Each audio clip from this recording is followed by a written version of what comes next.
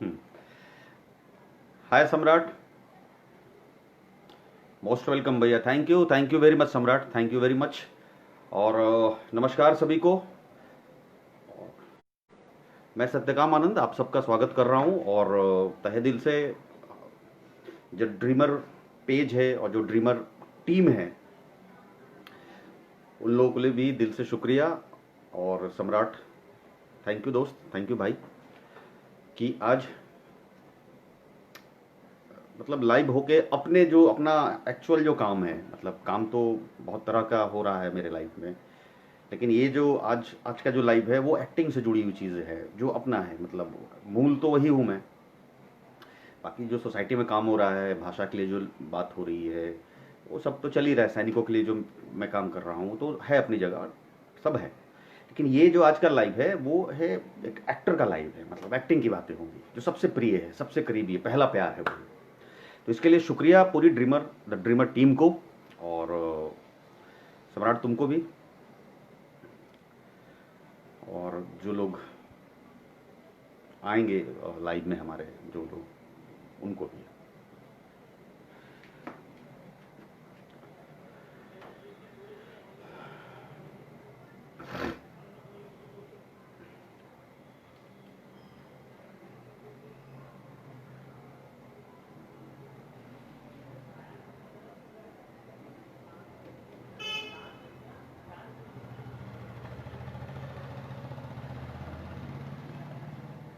Armaan Rathore, welcome sir. Thank you Armaan, thank you very much. Armaan, आप बताइए अपने बारे में कुछ, कौन है, क्या है, कैसे, थोड़ा मुझे भी परिचय पता चले। और अंशुमन कुमार, पापा ने सुबह आशीर्वाद,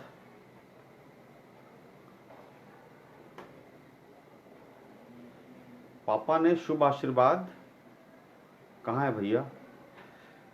अंशुमन क्या क्या बोल रहे, समझ में नहीं आया।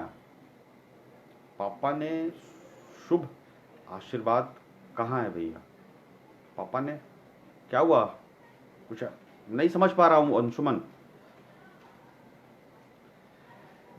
बताओ लिख के। और बाकी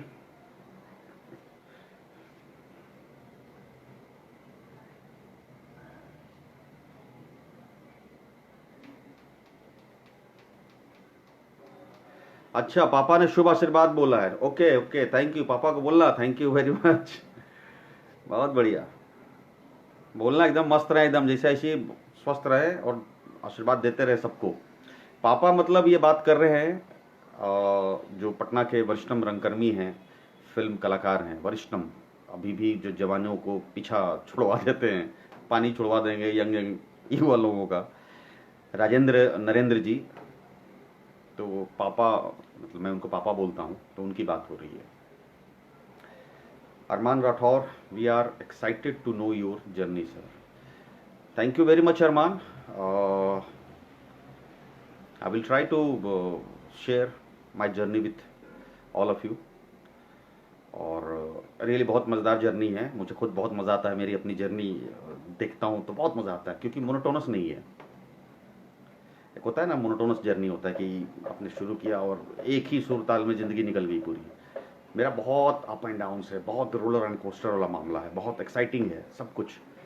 या शायद मुझे वो नज़रिया दिखता है देखने का।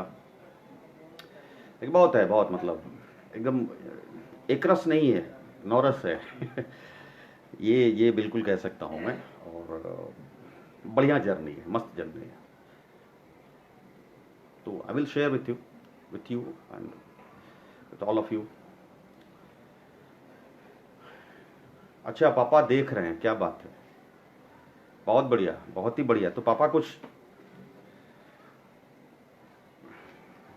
कहिए आप भी। एक्टिंग से जुड़ी हुई चीज कुछ।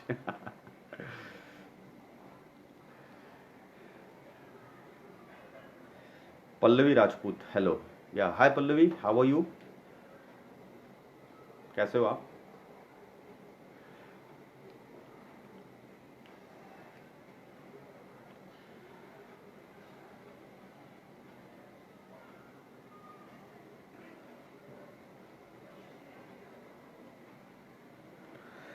तो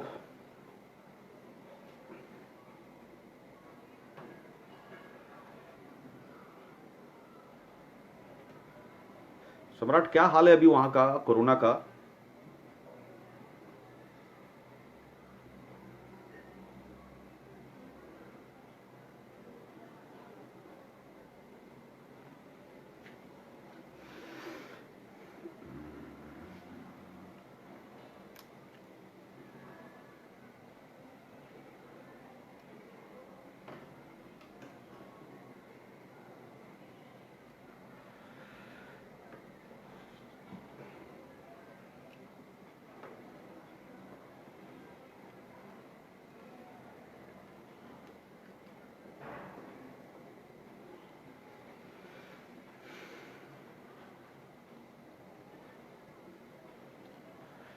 पल्लवी राजपूत कह रही हैं आई एम गुड। वाह, वेरी गुड वेरी गुड। आप कैसे हो? मैं बिल्कुल ठीक हूँ Pallavi, thank you very much. बिल्कुल ठीक हूँ और अभी तक सब कुछ ठीक है। बट यहाँ मुंबई में जो कंडीशन है वो बिल्कुल ठीक नहीं है। मतलब डे वन से बिल्कुल ठीक नहीं है, अभी तो और भी ज़्यादा बढ़ गया यहाँ भी, और पूरे देश में फैल चुका अभी तो मुंबई के भी हाल बहुत ही बढ़िया नहीं है। बट हम लोग ठीक है और एकदम बढ़िया है, we all are fine and secure, because हम लोग जा नहीं रहे बाहर कहीं, बिल्कुल नहीं जा रहे बाहर, कहीं जाना नहीं है, तो वो एकदम क्लीन है। विक्की राजवीर, नमस्कार भैया, कैसे हैं? नमस्कार विक्की, बिल्कुल बहुत बहुत बढ़िया हूँ विक्की, आप बताइए आप कैसे हैं? और कल देखा मैंने, कल लिंक मुझे मिला आपका, लाइव तो नहीं देख पाया लेकिन रात को देखा मैंने, सम्राट ने मुझे शेयर किया था। मज़ा आया दोस्त, गजब गर्दा, एकदम जो मतलब जो कहल जाला भोजपुरिया, मतलब मैंने चमड़ी छुड़ा दी आदमी, ऊ ला रहे काल, बहुत मज़ेदार रहा, बहुत ही बढ़िया रहे, बहुत हर तरह के इन्वॉल्वमेंट, रंग रूप ओकर जो का कहला इन्वॉल्वमेंट और मज़ा तेवर, बहुत बढ़िया, बहुत ही बढ़िया विक्की, बहुत बढ़िया।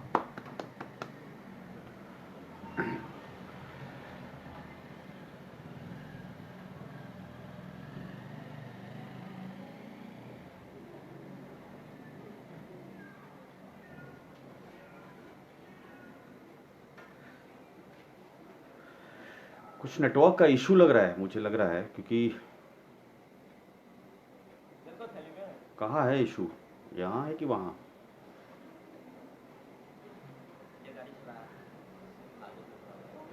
आप लोग को आवाज़ आ रही है क्या?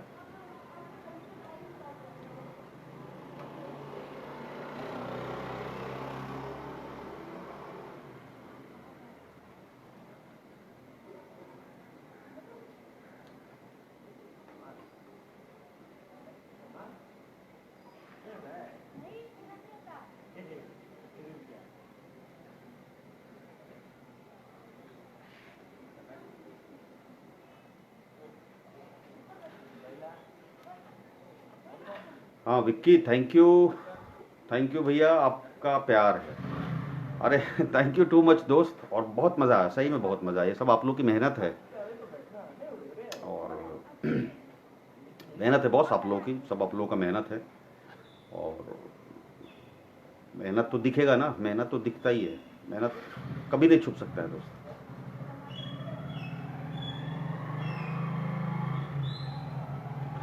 आवाज़ आ रही है क्या?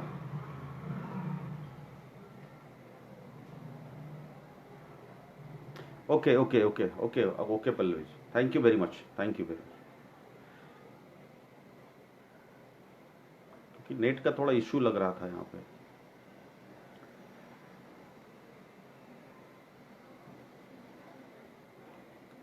हाँ नेट की इशू हो रहा है आज, नेट का इशू यहाँ भी है, मुंबई में भी काफ़ी चल रहा है, दोपहर से ही नेट की इशू है बहुत, क्योंकि बारिश भी है बहुत, पिछले 6-7 दिन से कंटिन्यू बारिश हो रही, कंटिन्यू मतलब कंटिन्यू, अभी तो रुका हुआ है तो थोड़ा सही है।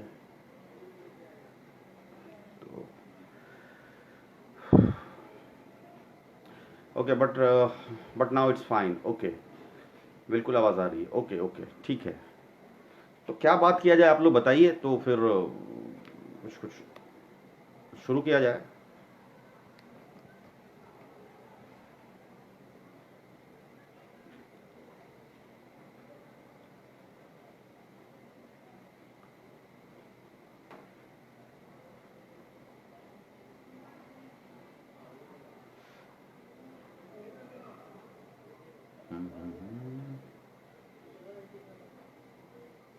ओके, ठीक है। तो सम्राट, शुरू किया जाए। हम लोग क्या किस किस क्या मतलब, आप लोग कुछ पूछिए तो आदमी बात शुरू करे।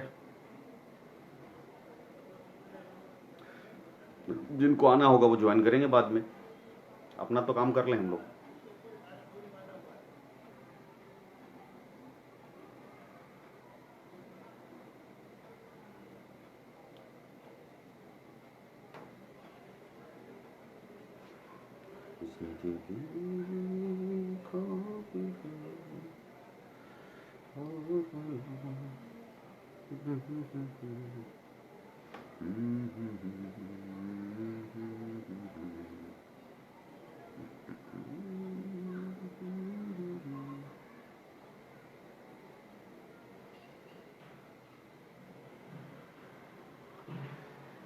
Your start to till journey. अरे बाप, बहुत लंबी जर्नी है दोस्त, बहुत लंबी जर्नी, मतलब काफ़ी लंबी जर्नी है। तो मैं कोशिश कर रहा हूँ कि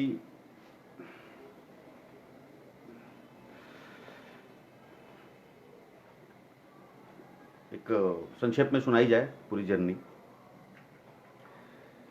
मेरी जर्नी ये है कि मेरा घर आरा है और मैं आरा का रहने वाला हूँ। और मेरे बाबूजी शिव कुमार सहाय नाम है उनका, वो आरा के जैन स्कूल है यहाँ पे, बहुत ही तगड़ी स्कूल है। उस स्कूल के शिक्षक थे और प्रिंसिपल अब रिटायर हुए। तो मेरा जो घर का माहौल था वो पढ़ाई लिखाई का माहौल था शुरू से। शुरू से मेरा जो घर माहौल था घर का, वो पढ़ाई लिखाई का ही माहौल था। तो पढ़ाई लिखाई सब कुछ था। बाबूजी ट्यूशन भी, मतलब स्कूल में शिक्षक हैं, घर पे ट्यूशन रहता था, भाई बड़े भाई सब लोग पढ़ते ही थे। पढ़ने के अलावा कोई, मतलब उसी तरह का होता है ना घर का माहौल। तो हमारे यहाँ पढ़ाई पढ़ाई पढ़ाई 24 घंटा। तो आफ्टर 10th एडमिशन लेने की बात हुई कि भाई आफ्टर 10th मेरी एडमिशन की बात हुई थी कि आफ्टर 10th कहाँ जाएगा, कहाँ पढ़वाना है। क्योंकि मेरे बड़े भैया पटना के साइंस कॉलेज में पढ़ते थे, जो कि एक बहुत ही रिप्यूटेड एक कॉलेज है पटना यूनिवर्सिटी की, क्या इंडिया में एक उसका देखा जाए तो स्थान है। तो चूंकि मेरा बचपना थोड़ा सा बहुत ही अलग टाइप से गया है। अलग मतलब ये कहें कि बड़ा कॉम्प्लेक्स में गया है, बहुत कॉम्प्लेक्स में। मैं हीन भावना में पूरा मेरी स्कूल लाइफ चली गई है। तो अभी तो जाने पे हंसी आता है देख के कि अरे यार ऐसा क्यों, मतलब ऐसा था क्या। अच्छा भी ये लगता है कि वो जो टाइम था, वो टाइम मुझे उसकी इम्पोर्टेंस आज समझ में आ रही है। तो उस भावना में चले गया। किसी मेरी एक मौसी थी, उनका कहना ये था कि कहती थी बार बार, जब मेरी उम्र 4 से 5 साल रहा होगा, कि हमारे खानदान में सबसे बदसूरत लड़का है।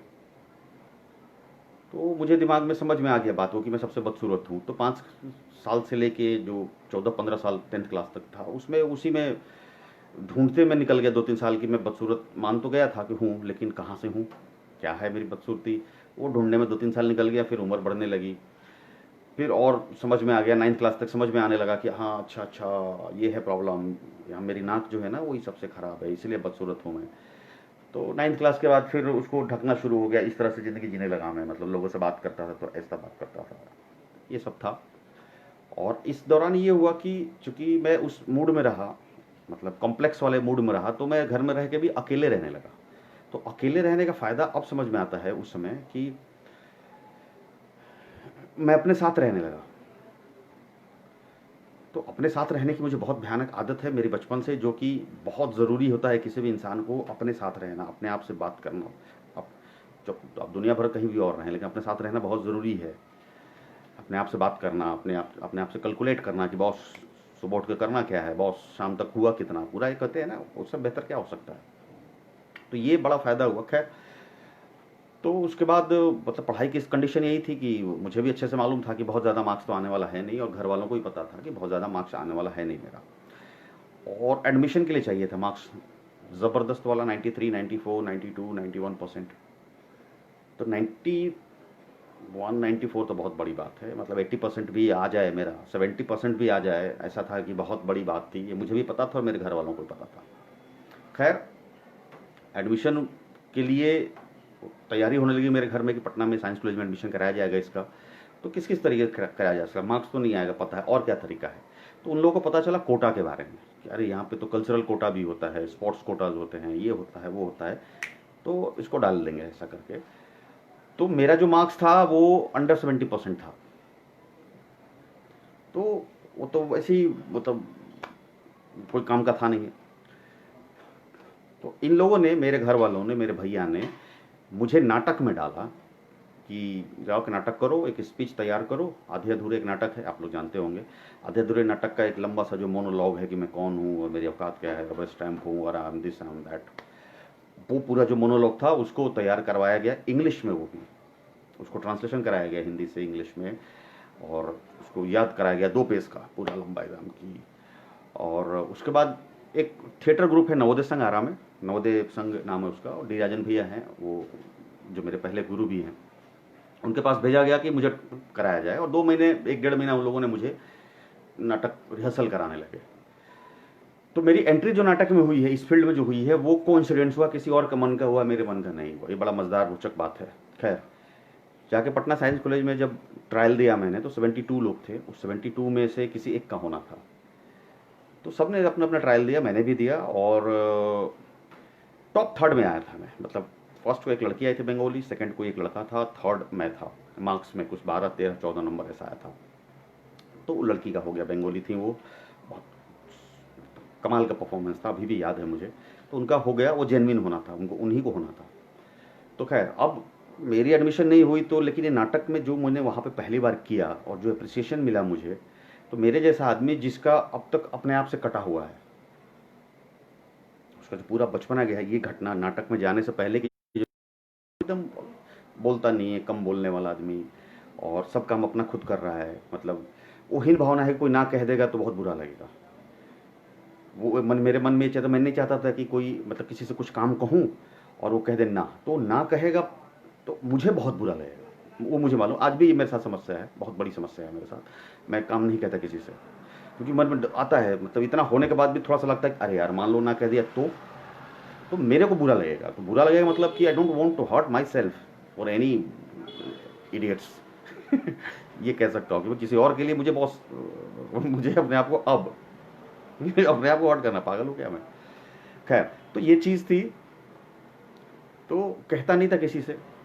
तो वो एक उस मेंटल सेटअप में एक जो लड़का है, सडनली एक नाटक करता है वो, और बहुत अप्रिसिएशन मिलता है और उसको फील होता है, अरे यार व्हाट इज दिस, ये क्या है, ये जो फील है ये है क्या साला, ये तो कमाल है बॉस, कमाल, मतलब देख रहे अभी भी आप समझ पा रहे हैं जिस तरह का फील हो रहा है, कमाल है बॉस। क्योंकि ये पहली फील थी मेरे जीवन में जहाँ पे अप्रिसिएशन मिल रहा है, जहाँ पे अच्छा लग रहा है, एकदम अलग डिफरेंट फील था ये। और मतलब उस फील को मैं आज भी फील करता हूँ ऑब्वियसली। तो वो था कि यार ये तो बड़ा मज़ेदार चीज़ है, अब तो मुझे यही करना है, अब मैं यही करूँगा। वापस घर गए, आ रहा, एडमिशन वहाँ लेना था, नाटक करके ही वहाँ भी एडमिशन हो, जाके प्रिंसिपल साहब को नाटक उटक दिखाना पड़ा। जहाँ मन तहाँ लोग बोल देते थे, अरे रंगकर्मी ये पता है तुमको, क्या क्लास एक्टर है, एकदम नाटक करता है जी, इसका एडमिशन तो कर ही लीजिए। आ रहा मैं जब एडमिशन, क्योंकि लेट हो गया था ना, तो वो लोग बोलते थे अच्छा दिखाओ करके। तो मुझे लगता था कि करके दिखाओ मतलब यार ये क्या मतलब है, मतलब करके दिखाओ, जहाँ है वहीं करके दिखाओ। तो मैंने बोला कि ऐसे कैसे, अरे कलाकार ऐसा थोड़ी होता है जी, ये गजब हाल है महाराज हैं, कलाकार कभी शर्माता है जी, हैं, कलाकार तो वो होता है जहाँ कहिए जैसे कहिए बस चालू हो जाए। मेरे मन में आता था कि अबे चूती है ये तेरी माँ का मारूं लपड़, ऐसा दिमाग में आता था। लेकिन अब मजबूरी थी, एडमिशन लेना था। ये अभी कह रहा हूँ, उस टाइम तो बोल भी नहीं पाता था। खैर,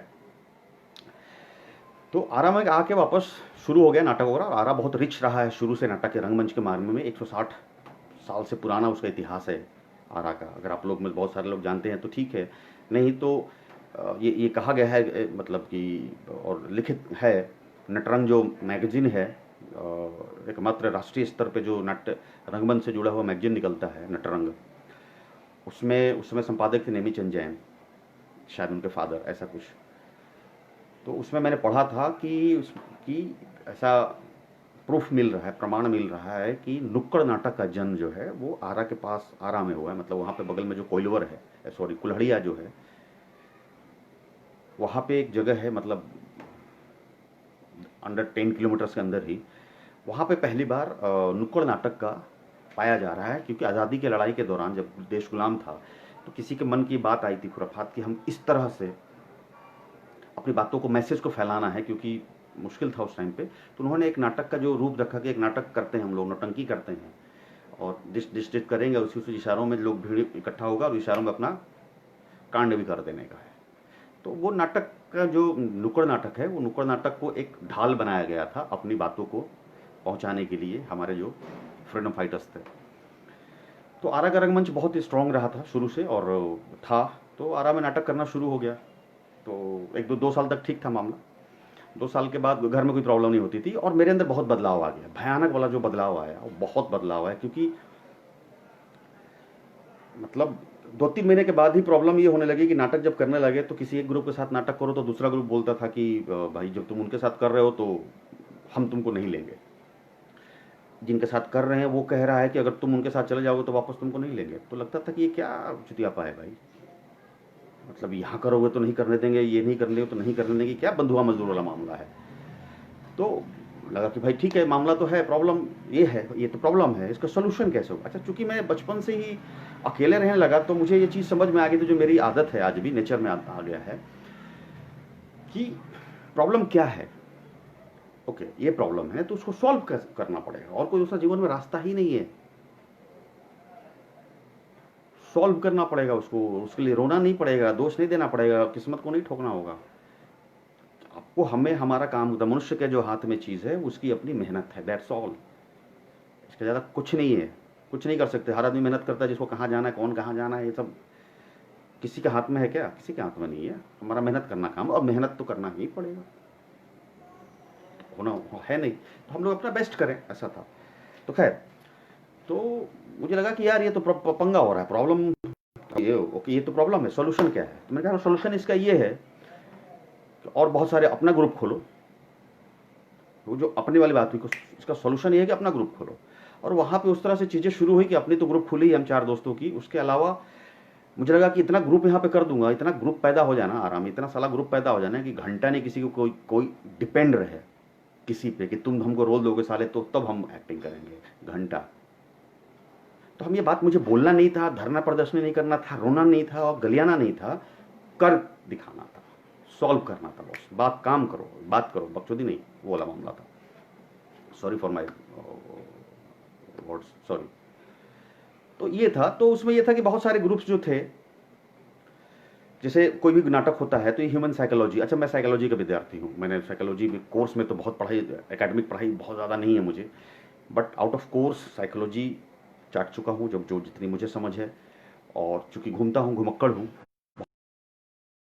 मुझे बहुत अच्छा लगता है लोगों को समझना, परखना, ये मेरे सबसे खूबसूरत कामों में से एक काम है जो मुझे अच्छा लगता है।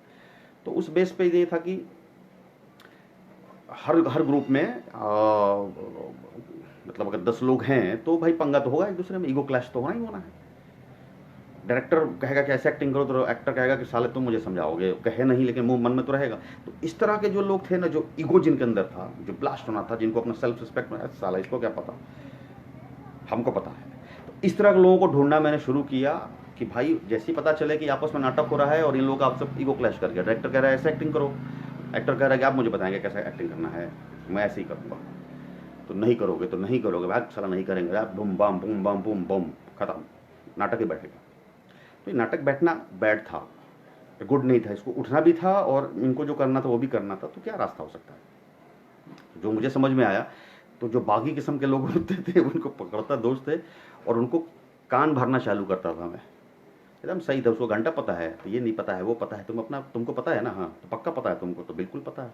वो साला क्या बताएगा, हमको तो बता दिया नाटक करके, है तुम्हें औकात, उठाओ नाटक।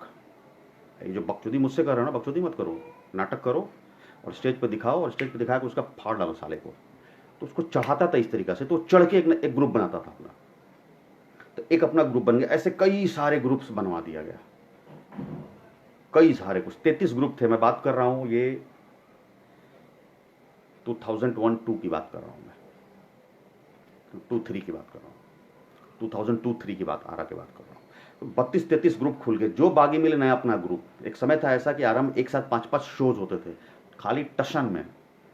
साले तुम करोगे 31 तारीख को, तो साले हम करेंगे 31 तारीख को दोपहर में। तुम शाम को करोगे बेटा, तो हम दोपहर में करेंगे। तो बोले साले बेटा तुम दोपहर में करोगे, साले को हम सुबह सुबह करेंगे। तो कोई 30 तारीख को रात में नुक्कड़ ठोक देंगे साले को। तो ये एक जो तेवर आ गया था पूरा, बड़ा बहुत मजेदार समय था वो। हम लोग थे और उसमें हाथ है, हाथ क्या, पूरा षड्यंत्र है। खैर, तो ये बढ़िया वाला काम है, इसलिए षड्यंत्र सुन के मतलब अच्छा लगा। ऐसा षड्यंत्र होना चाहिए ना। खैर, तो इस तरह से होने लगा। फिर घर वालों की समस्या होने लगी कि भाई अब +2 कर लिए हो तो अब छोड़ो सब नाटक नौटंकी और इंजीनियरिंग करो। तो वहाँ पे बाबूजी के साथ मतभेद हुआ और एक लंबी लड़ाई चली। लंबी लड़ाई मतलब मुझे वही काम करना था जो मुझे करना था। क्यों? क्योंकि मुझे बहुत अच्छा लगा था ज़िंदगी में। मेरे पहली बार मुझे ये चीज़ अच्छी लगी। जैसे पहला प्यार कैसा होता है, तो ऐसा कैसे छोड़ दें यार। अब मेरी क्या गलती, आपने भेजा, आपने, आपका मन था कि मैं पटना में पढ़ूँ, मेरा तो मन नहीं था। आपका अपना सामाजिक सब देखना था मामला कि हाँ, मतलब ये बेटवा दूसरा वाला जो बेटा है, मतलब मैं जो सेकंड वाला, क्या करेगा ज़िंदगी में, तो समाज क्या कहेगी। तो आप चाहते थे कि मेरा भी एडमिशन हो जाए और अब कहेंगे लोग अरे वाह इनका दूसरा बेटा भी साइंस कॉलेज में पढ़ता है। अच्छी भावना की बात कर रहा हूँ, मतलब खराब नहीं। तो आपने चाहा ना ये, तो आपने भेजा, और आपने भेजा और मुझे वो चीज़ अच्छी लगने लगी। तो आप कह रहे हैं कि मत करो।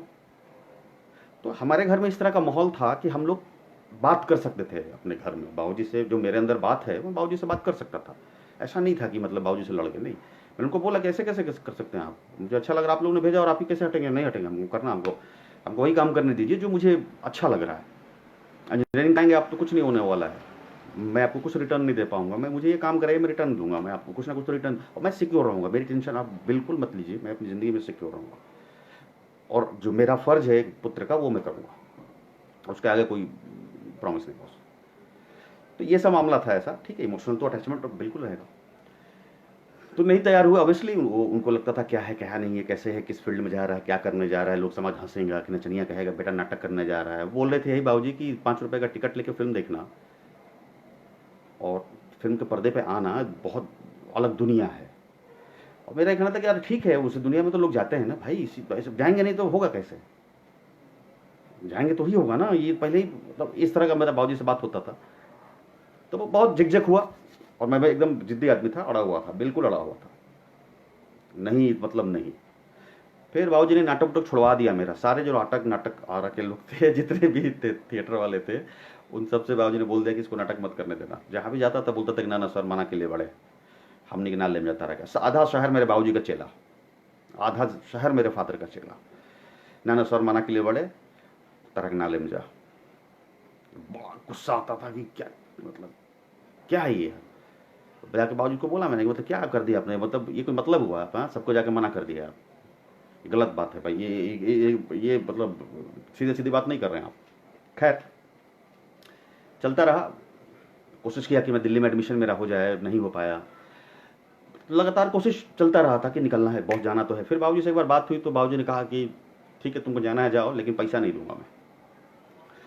मुझे लगा कि तो गलत बात है यार, आप पैसा नहीं दोगे तो ये कैसे जाऊंगा मैं, ये कौन सा गेम खेल रहे हैं आप, क्या पैसा ही नहीं देंगे। उन्होंने बोला कि नहीं, तुमको तुम्हारा जो मन करे करो, पैसा नहीं दूंगा।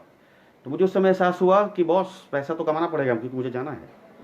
तो अब मैं आत्मनिर्भर टाइप का आदमी हो गया उसी टाइम समय से। अब जो अभी आत्मनिर्भर होने की बात हमारे प्रधानमंत्री जी कह रहे हैं, तो मेरे पिताजी ने तभी मुझे बता दिया था। ये बात है 96 की, 97 की।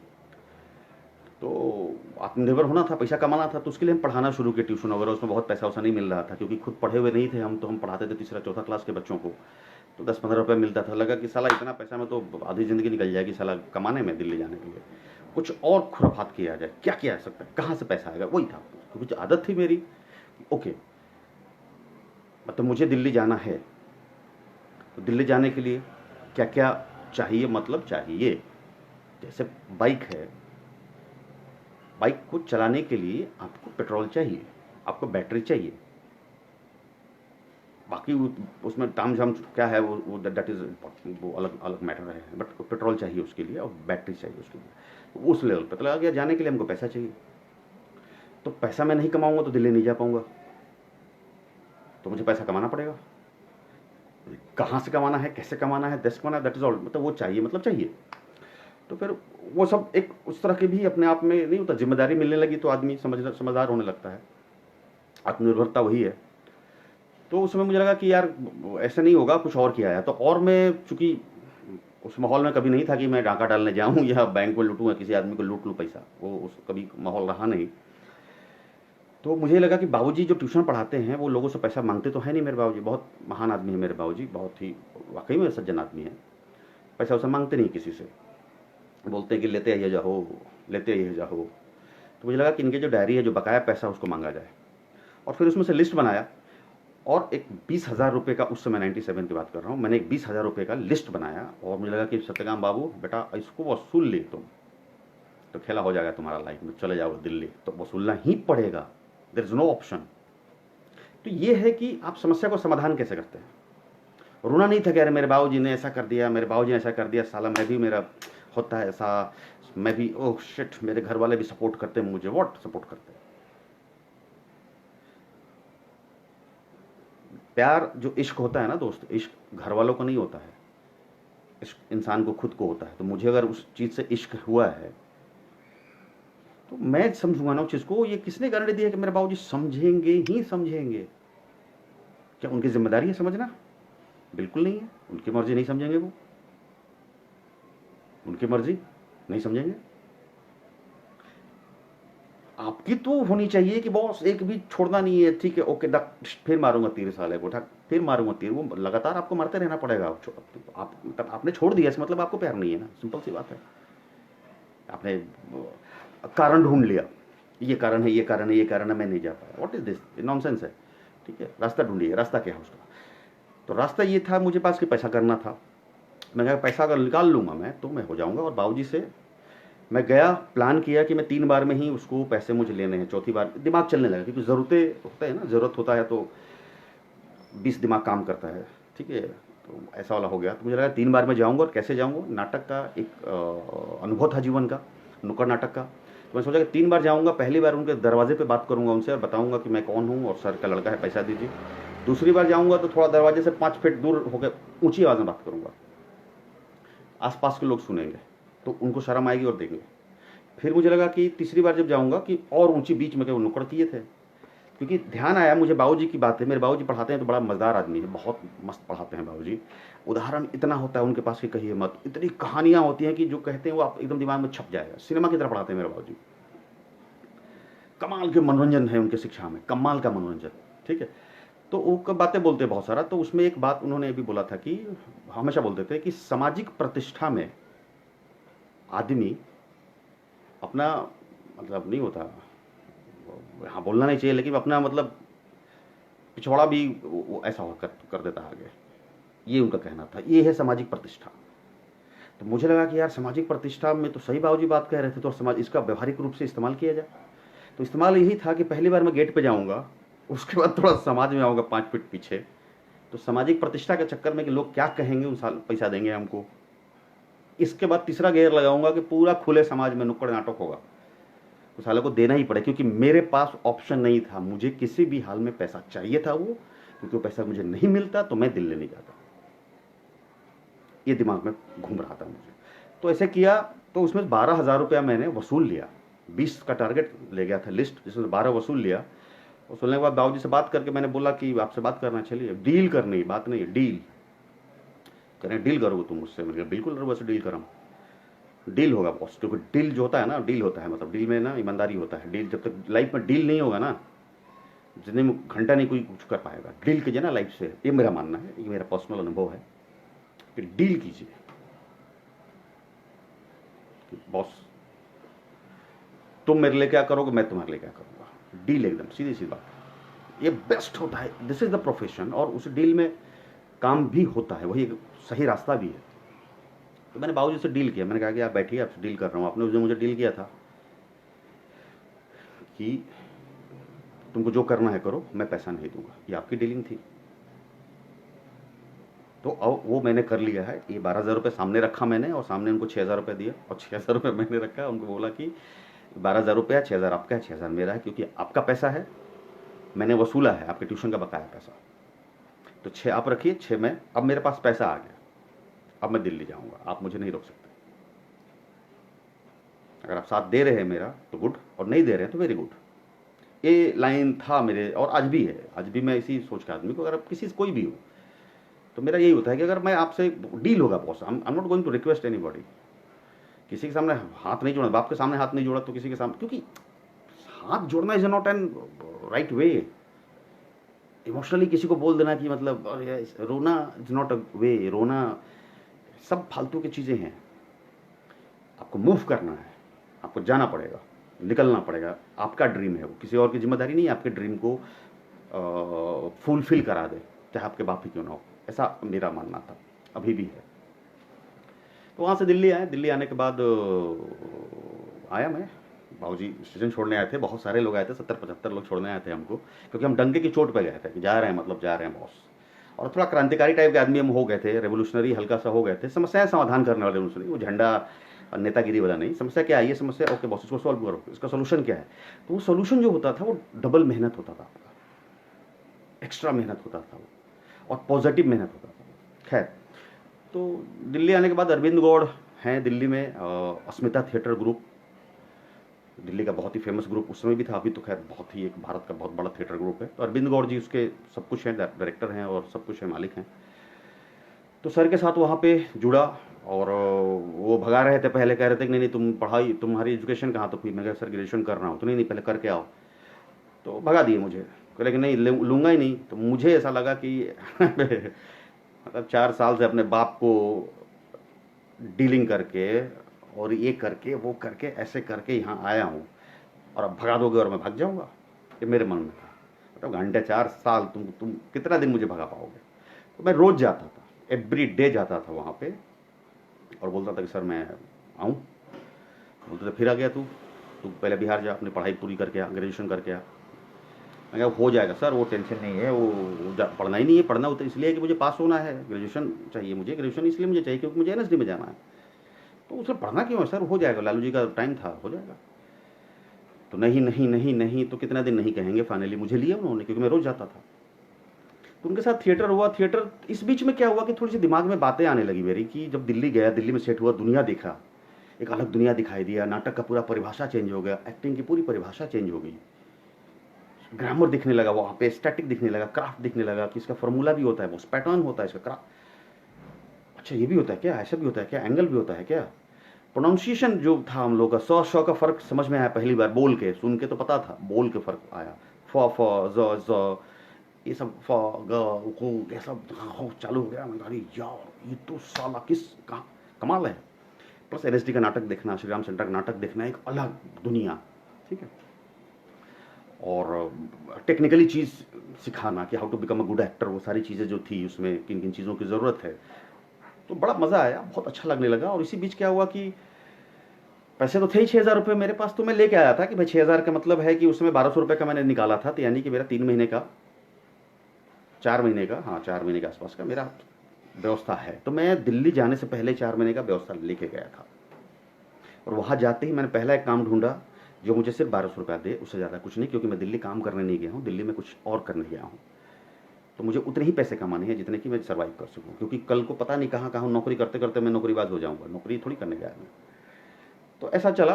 और फिर उस दौरान ही मुझे ये महसूस हुआ, मतलब अपने आप से बातें हो रही थी हमेशा कि यार सब कुछ ठीक है, तुम क्यों आए हो यहाँ पे, दिल्ली क्यों आए, सब कुछ किए अपने बाप से, मतलब पंगा लिए, घर में हुआ, ऐसा हुआ, 4 साल तक मेहनत की, सब कुछ की, सब सब अच्छी चीज़ें, तो लेकिन किस लिए।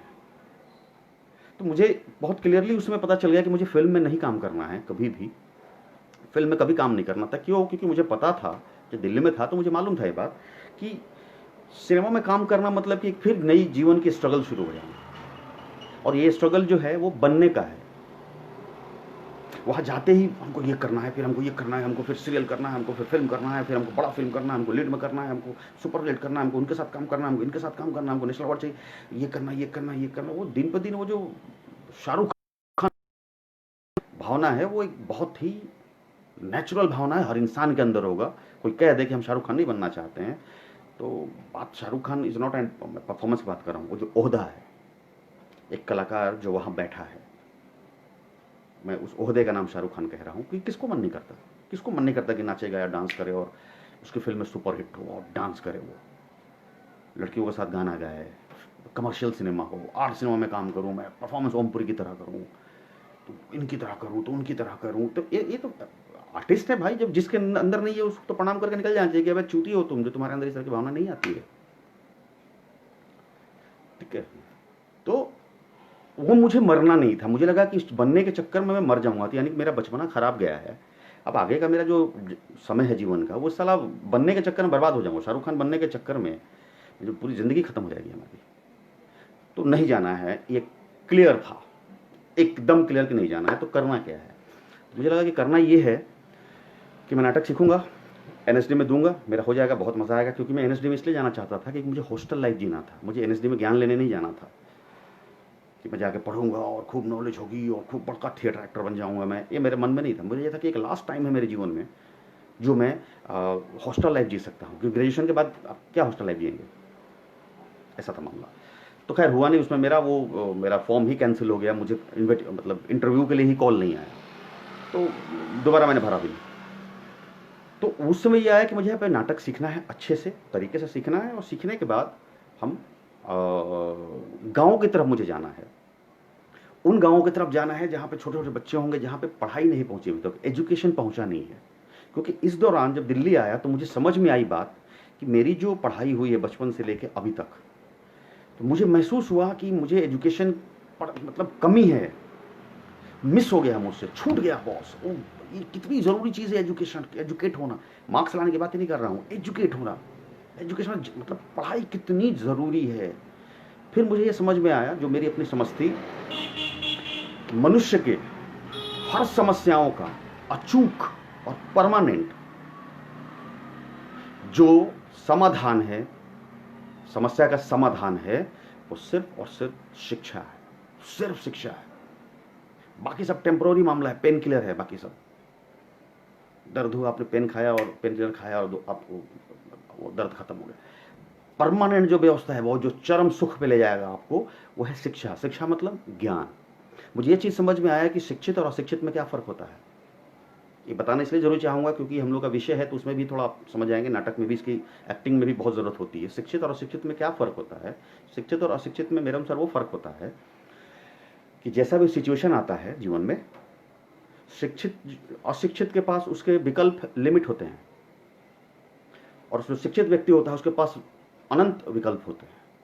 शिक्षा का प्रभाव होता है, व्यक्ति का प्रभाव नहीं होता है, उस शिक्षा का प्रभाव होता है। जैसे अभी जो कोरोना का समय चल रहा है हम लोग के पास, जो पूरे देश में, तो अभी जिस तरह से कोरोना शुरू हुआ और जो लोग पैदल भागे हैं,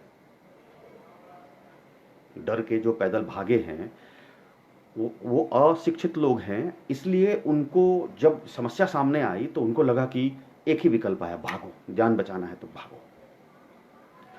शिक्षित आदमी के पास ये भी एक आएगा कि पैदल जा सकता हूँ, यहाँ रुक कर कुछ काम करूँ, कुछ ऐसा करूँ, कुछ ये करूँ। हम मेरे जैसे तो कितने सोचने वाले लोग होंगे, तो मैं क्यों ना कुछ ऐसा करूँ कि मेरे जैसे जितने सोचने लोग हैं उनको मैं कहूँ कि कहीं नहीं जाना बॉस। हम एक कम्युनिटी बनाते हैं, एक दूसरे को मिलते हैं, हम लोग एक दूसरे का हेल्प करेंगे, एक दूसरे को जिंदा करेंगे। ये शिक्षा कराता है, व्यक्ति नहीं कराता है। तो शिक्षा जो है जीवन में आपको विकल्प देता है, और अशिक्षा आपको विकल्प कम देता है। जब आप एक्टिंग करेंगे तो इसमें भी आपका जो कैरेक्टर होता है, जो आपको परफॉर्मेंस करना होता है, तो वहाँ भी आपको, अगर आप शिक्षित होंगे, ये बहुत बड़ा सवाल हमेशा से उठता है कि भाई एक्टर बनने के लिए शिक्षित होना क्यों ज़रूरी है, ज़रूरी है क्या। 90% लोगों को तो यही लगता है कि बस एक्टिंग करना चाहिए, दैट्स ऑल। तो एक्टिंग कोई नहीं सिखा सकता। ये भी मैं कहूँगा आपको, जो मेरा अनुभव है जीवन में, कि एक्टिंग कोई नहीं सिखा सकता है, क्योंकि मेरे अनुसार, जो मेरा अपना अनुभव कहता है, एक्टिंग सीखने की चीज़ है ही नहीं, और किसी की औकात नहीं है कि आपको कोई एक्टिंग सिखा देगा। किसी की भी औकात नहीं है। फॉर्मूला बताएगा, रास्ते बताया जाएगा। मेरे अनुसार एक्टिंग सीखने की चीज़ बिल्कुल नहीं है, एक्टिंग समझने की चीज़ है।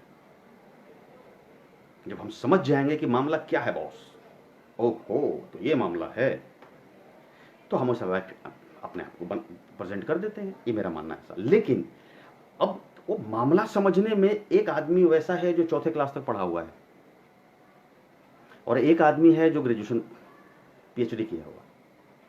सेम सिचुएशन को सेम परफॉर्मेंस जब करेंगे तो दोनों में आपको अलग क्लास दिखाई देगा। हो सकता है कि इसकी परफॉर्मेंस बहुत तगड़ा हो, ये बॉर्न एक्टर होगा, जो चौथा क्लास वाला होगा, खतरनाक बॉर्न एक्टर होगा, फाड़ देगा। लेकिन वो बहुत कुछ नहीं फाड़ पाएगा। क्यों नहीं फाड़ पाएगा? क्योंकि उसके पास विकल्प कम है। वो एक समय के बाद 2 3 4 5 करने के बाद वो मोनोटोनस हो जाएगा, क्योंकि उसको नहीं पता है। ये जो होगा, हो सकता है कि परफॉर्मेंस का लेवल जो होगा कम होगा, जो पीएचडी वाले साहब हैं जो जेन्युइन होंगे, लेकिन इनमें वेरिएशन आएगा, इनमें जो कैरेक्टर दिखेगा। क्यों? क्योंकि ये उसको जाएंगे मनोस्थिति में कि वो क्यों है, क्या है, कैसे है, क्योंकि इन्होंने पढ़ाई किया है, कई विकल्प ढूंढेंगे। अच्छा ऐसा भी हो सकता है, क्या है तो वो भी सोच सकता है, वो तो ये भी सोच सकता है, वो तो ये भी कर सकता है, पैसे भी कर सकता है, ऐसा करे क्या, वैसा हो रहा है क्या। ये कौन, किसके मन में बात आती है? ये आती है जो शिक्षा, इसका मूल कारण शिक्षा है जो इस तरह की बातें मन में लाता है। तो फर्क ये होता है एजुकेशन का इंपॉर्टेंस। आपके पास विकल्प आता है, विकल्प कई सारी चीजें आती हैं, ठीक है। तो खैर, तो मुझे लगा कि गांव में जाके छोटे छोटे बच्चों को ना मैं नाटक कराऊंगा, और चूंकि नाटक वाटक तो हो चुका था, वर्कशॉप करना, ये करना, वो करना, नाटक कराऊंगा। और स्कूल का जो है ना एक सेटअप गांव में डालना है। मुझे उस गांव में जाना है जिस गांव में शिक्षा पहुंची नहीं अभी तक।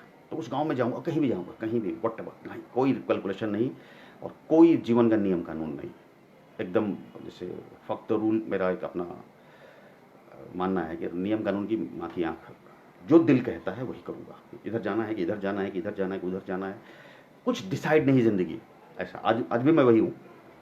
तो और जाऊँगा बच्चों के साथ, मैं नाटक करूँगा। 1-2 महीना का एक नाटक होगा, और जो नाटक का विषय होगा वो विषय ही वही होगा जो कि ये गांव है जहाँ पे स्कूल में नहीं है, जहाँ शिक्षा नहीं है, तो ये कर रहा है, तो ये हंसी मजाक कर रहे हैं, वही जो है उसी को नाटक का फॉर्म कर दूंगा। उन्हीं की ज़िंदगी, उन्हीं की जीवन शैली, सब, क्योंकि किसी से एक्टिंग नहीं कराना है। और नाटक शुरू हो जाएगा। वो 2 महीने 2.5 महीने नाटक के अंदर ही एक स्कूल खुला जाएगा, नाटक के अंदर ही एक टीचर को रखा जाए, कैरेक्टर होगा जो गाँव का किसी को पकड़ लिए, गाँव का जो कोई कोना ऐसा दिखाई दे जो साला बिल्कुल खाली है, ना पंचायत का है, ना ग्राम का है, ना इसका है, ना प्रधानमंत्री योजना का है, पता नहीं है नहीं, इतना ही छोटा सा, कोई बात नहीं, एक ही रूम।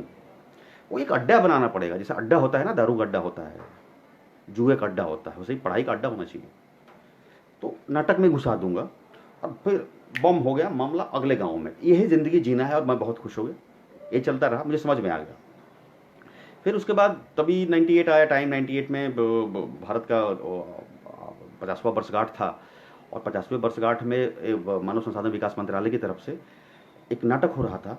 3 करोड़ का बजट था उस समय उसका, 98 में, और पूरे भारत में नाटक करना था, और बड़े अच्छे पैसे दे रहे थे, 5,000 रुपये पर शो, और एक वीक में 7 से 8 शो। मैं कहा बहुत बढ़िया अपॉर्चुनिटी है बॉस, जाके करते हैं हम लोग गाँव जाने से पहले।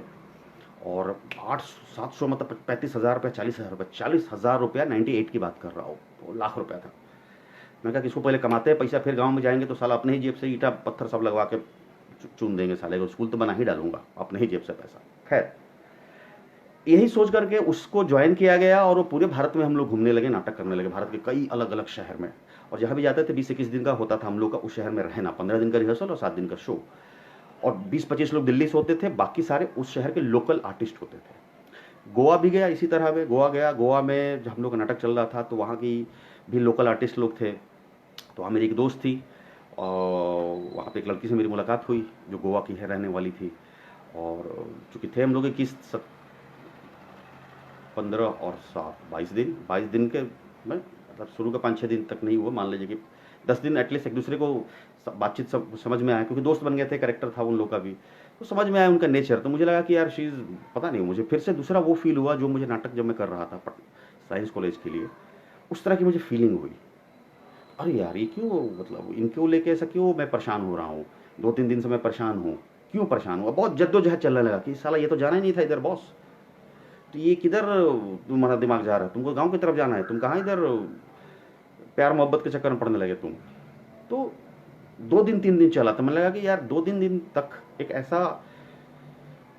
ऐसी बात मुझे इंगेज कर लिया, मेरे जैसे आदमी को, क्योंकि मैं अपने बारे में जानता था कि मैं कहीं इंगेज होता ही नहीं था, इंगेज कर लिया मुझे।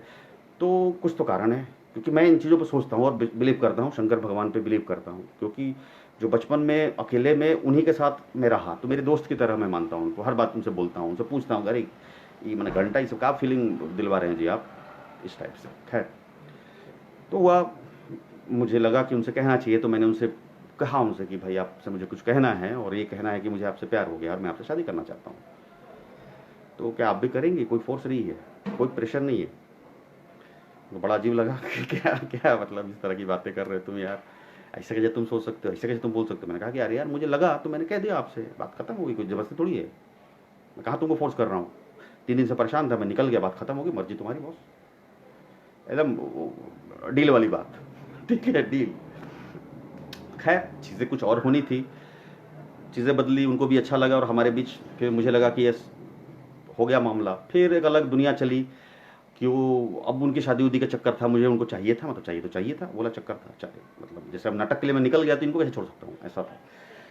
तो थोड़ी सी प्रॉब्लम हो गई, तो दिल्ली से मुझे मुंबई शिफ्ट होना पड़ा, क्योंकि दिल्ली से गोवा बहुत दूर था। तो मुझे मुंबई शिफ्ट होना पड़ा ताकि गोवा पास हो, और मैं मुंबई शिफ्ट हुआ फिल्म में काम करने के लिए नहीं। इन बम्बई में मैं 1 साल 1.5 साल रहा हूँ, सिर्फ रहा हूँ, और गोवा जाता था, हर महीने में गोवा जाता था, और इनके फादर से बोलता था कि मुझे शादी करनी है, जब आप रेडी होंगे तो ही सब कुछ होगा, कोई फोर्स करने नहीं आ रहा, लेकिन मैं हर महीने आपके पास आऊँगा ज़रूर। तो 1.5 साल में यहाँ रहा, फिर हमारी शादी हो गई, आज मेरी वाइफ है। तो इस तरह से मुंबई तक की पूरी जर्नी आपको मैंने बहुत देर में बताया, बट क्या करूँ, लंबी जर्नी थी। तो ये है मामला।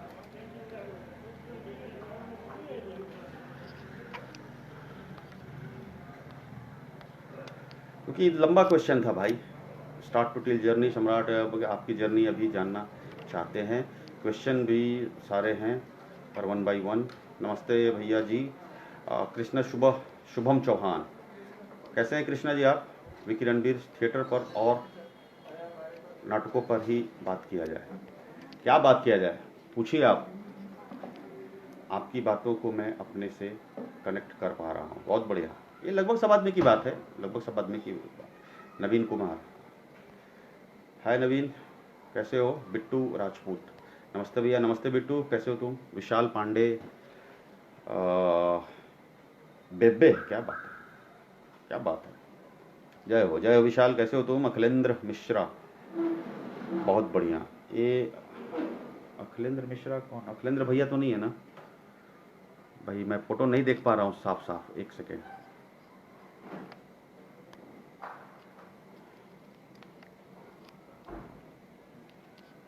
ओहो हो, प्रणाम भैया, अखिलेंद्र भैया, प्रणाम भैया, प्रणाम प्रणाम भैया। और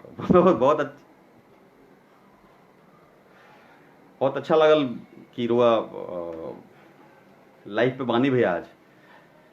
बहुत बहुत सौभाग्य का बात बा भैया, हमनी के बहुत सौभाग्य के बात बा। और रुआ मतलब हमनी के तो छोट रही है तब से, और बहुत बड़ा फैन बने हमनी के, मतलब बाप रे बाप, दूरदर्शन में और यक्कू जोन कैरेक्टर बा, अरे बाप, ओकर तो हमके नकल करते हैं आदमी, जो यक्कू जोन तू नकल होते होकर, ओकरा बाद सिनेमा लगान हो के चाहे, मतलब बहुत बहुत अच्छा लगल भैया रुआ के देख के, लिटरली बता दो, बहुत अच्छा लगल। हमनी के लास्ट साथे हमनी के मोतिहारी में रही जा, भी मोतिहारी फिल्म फेस्टिवल में पिछला साल सितंबर में, तो दिसंबर में सॉरी, तो बहुत अच्छा लगल भैया, प्रणाम भैया, प्रणाम।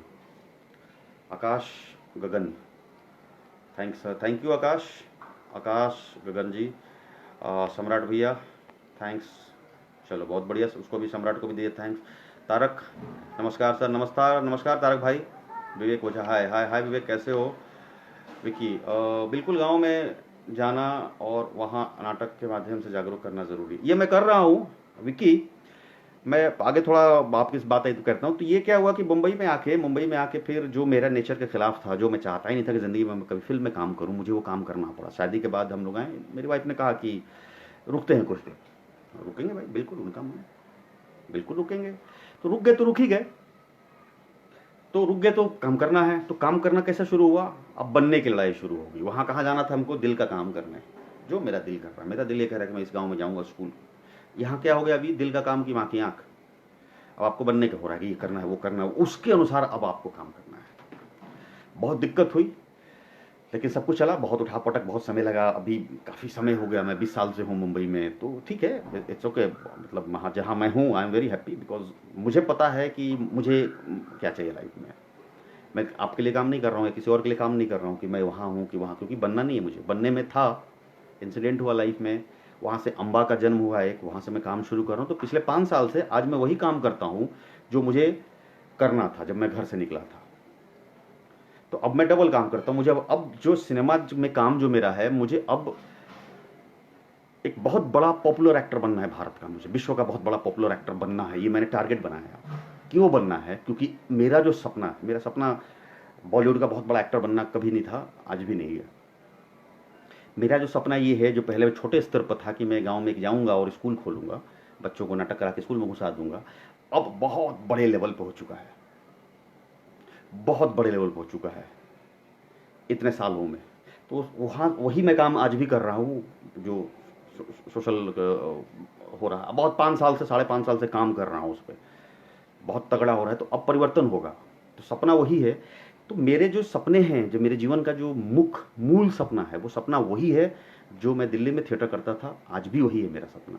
तो इस सपना को पूरा करने के लिए मेरा बड़ा एक्टर बनना, पॉपुलर एक्टर बनना भारत का बहुत ज़रूरी है। अब ये सोच हो चुका है कि जितना बड़ा एक्टर बनूंगा उतना पावरफुल हो जाएगा मामला, उतना पब्लिसिटी हो जाएगी, उतना मेरे काम को लोग जानेंगे, उतने लोग मुझे इंपॉर्टेंस देंगे, सब कुछ हो जाएगा, प्रोजेक्ट आ जाएंगे, स्पॉन्सर्ड आ जाएगा। अगर मैं आज एक बड़ा एक्टर होता, बहुत बड़ा, जितना हूँ उसका डबल होता, अगर मनोज बाजपेयी लेवल का भी होता, नवाज सिद्दीकी लेवल का होता मार्केट में, पॉपुलरिटी और मार्केट की बात कर रहा हूँ, मार्केट में होता मैं, तो आज जो मैं भी फिल्म बनाने की सोच रहा हूँ कि मुझे फिल्म बनाना है, मेरे पास तो कितने स्पॉन्सर्ड आए थे। I don't need producer, I need sponsored.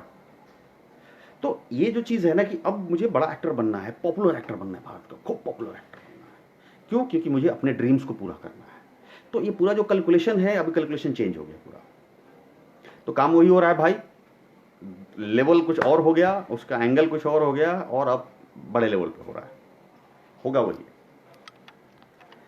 ठीक है। बसंत कुमार शर्मा जी, भैया प्रणाम।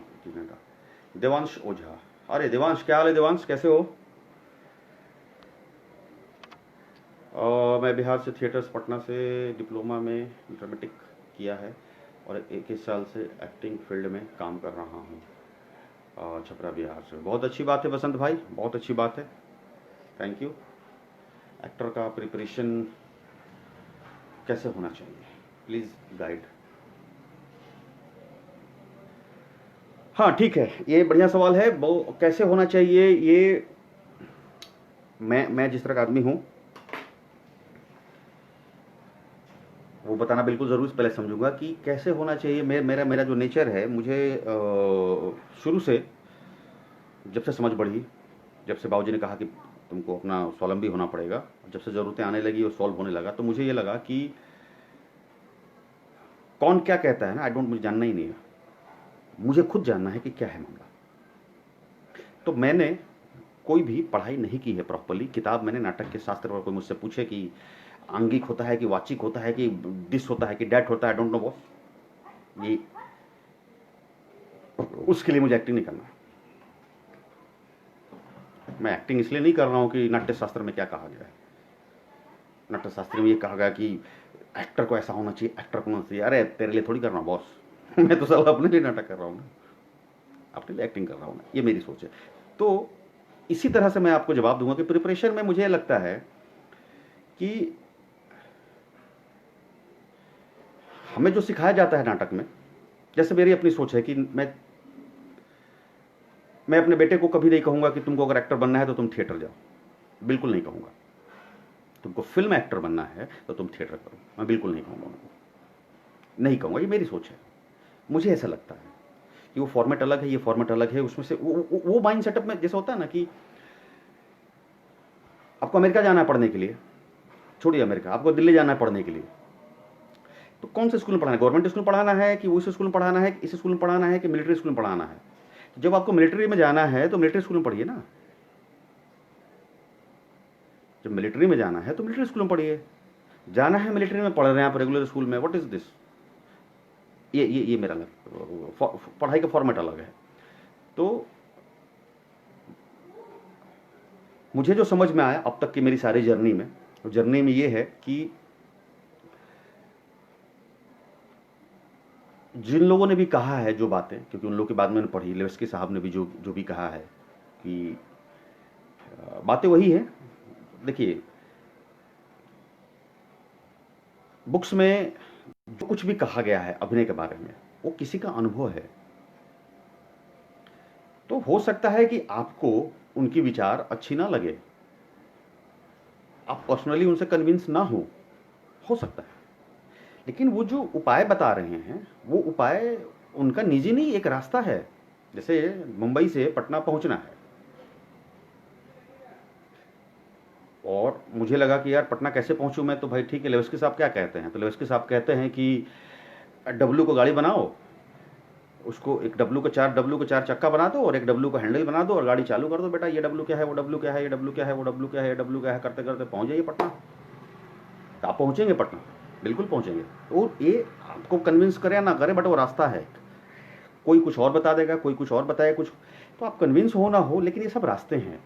तो इनको जानना जरूरी है कि उन्होंने कहा इसलिए नहीं जानना जरूरी है, क्यों कहा होगा उस आदमी ने। जैसे मैं अभी इतना बात कह रहा हूं आपसे, तो सत्यकाम आनंद ने कहा, सत्या भैया ने कहा, इसलिए नहीं अच्छा है वो। ये देखिए ना कि क्यों कह रहा है आदमी, ये क्यों कह रहा है। ये आदमी पागल तो है नहीं, बेवकूफ तो है नहीं, अनुभवी आदमी है। बेवकूफ तो मैं हूं नहीं, और नहीं लेविस्की साहब बेवकूफ हैं चाहे जिन्होंने कहा है।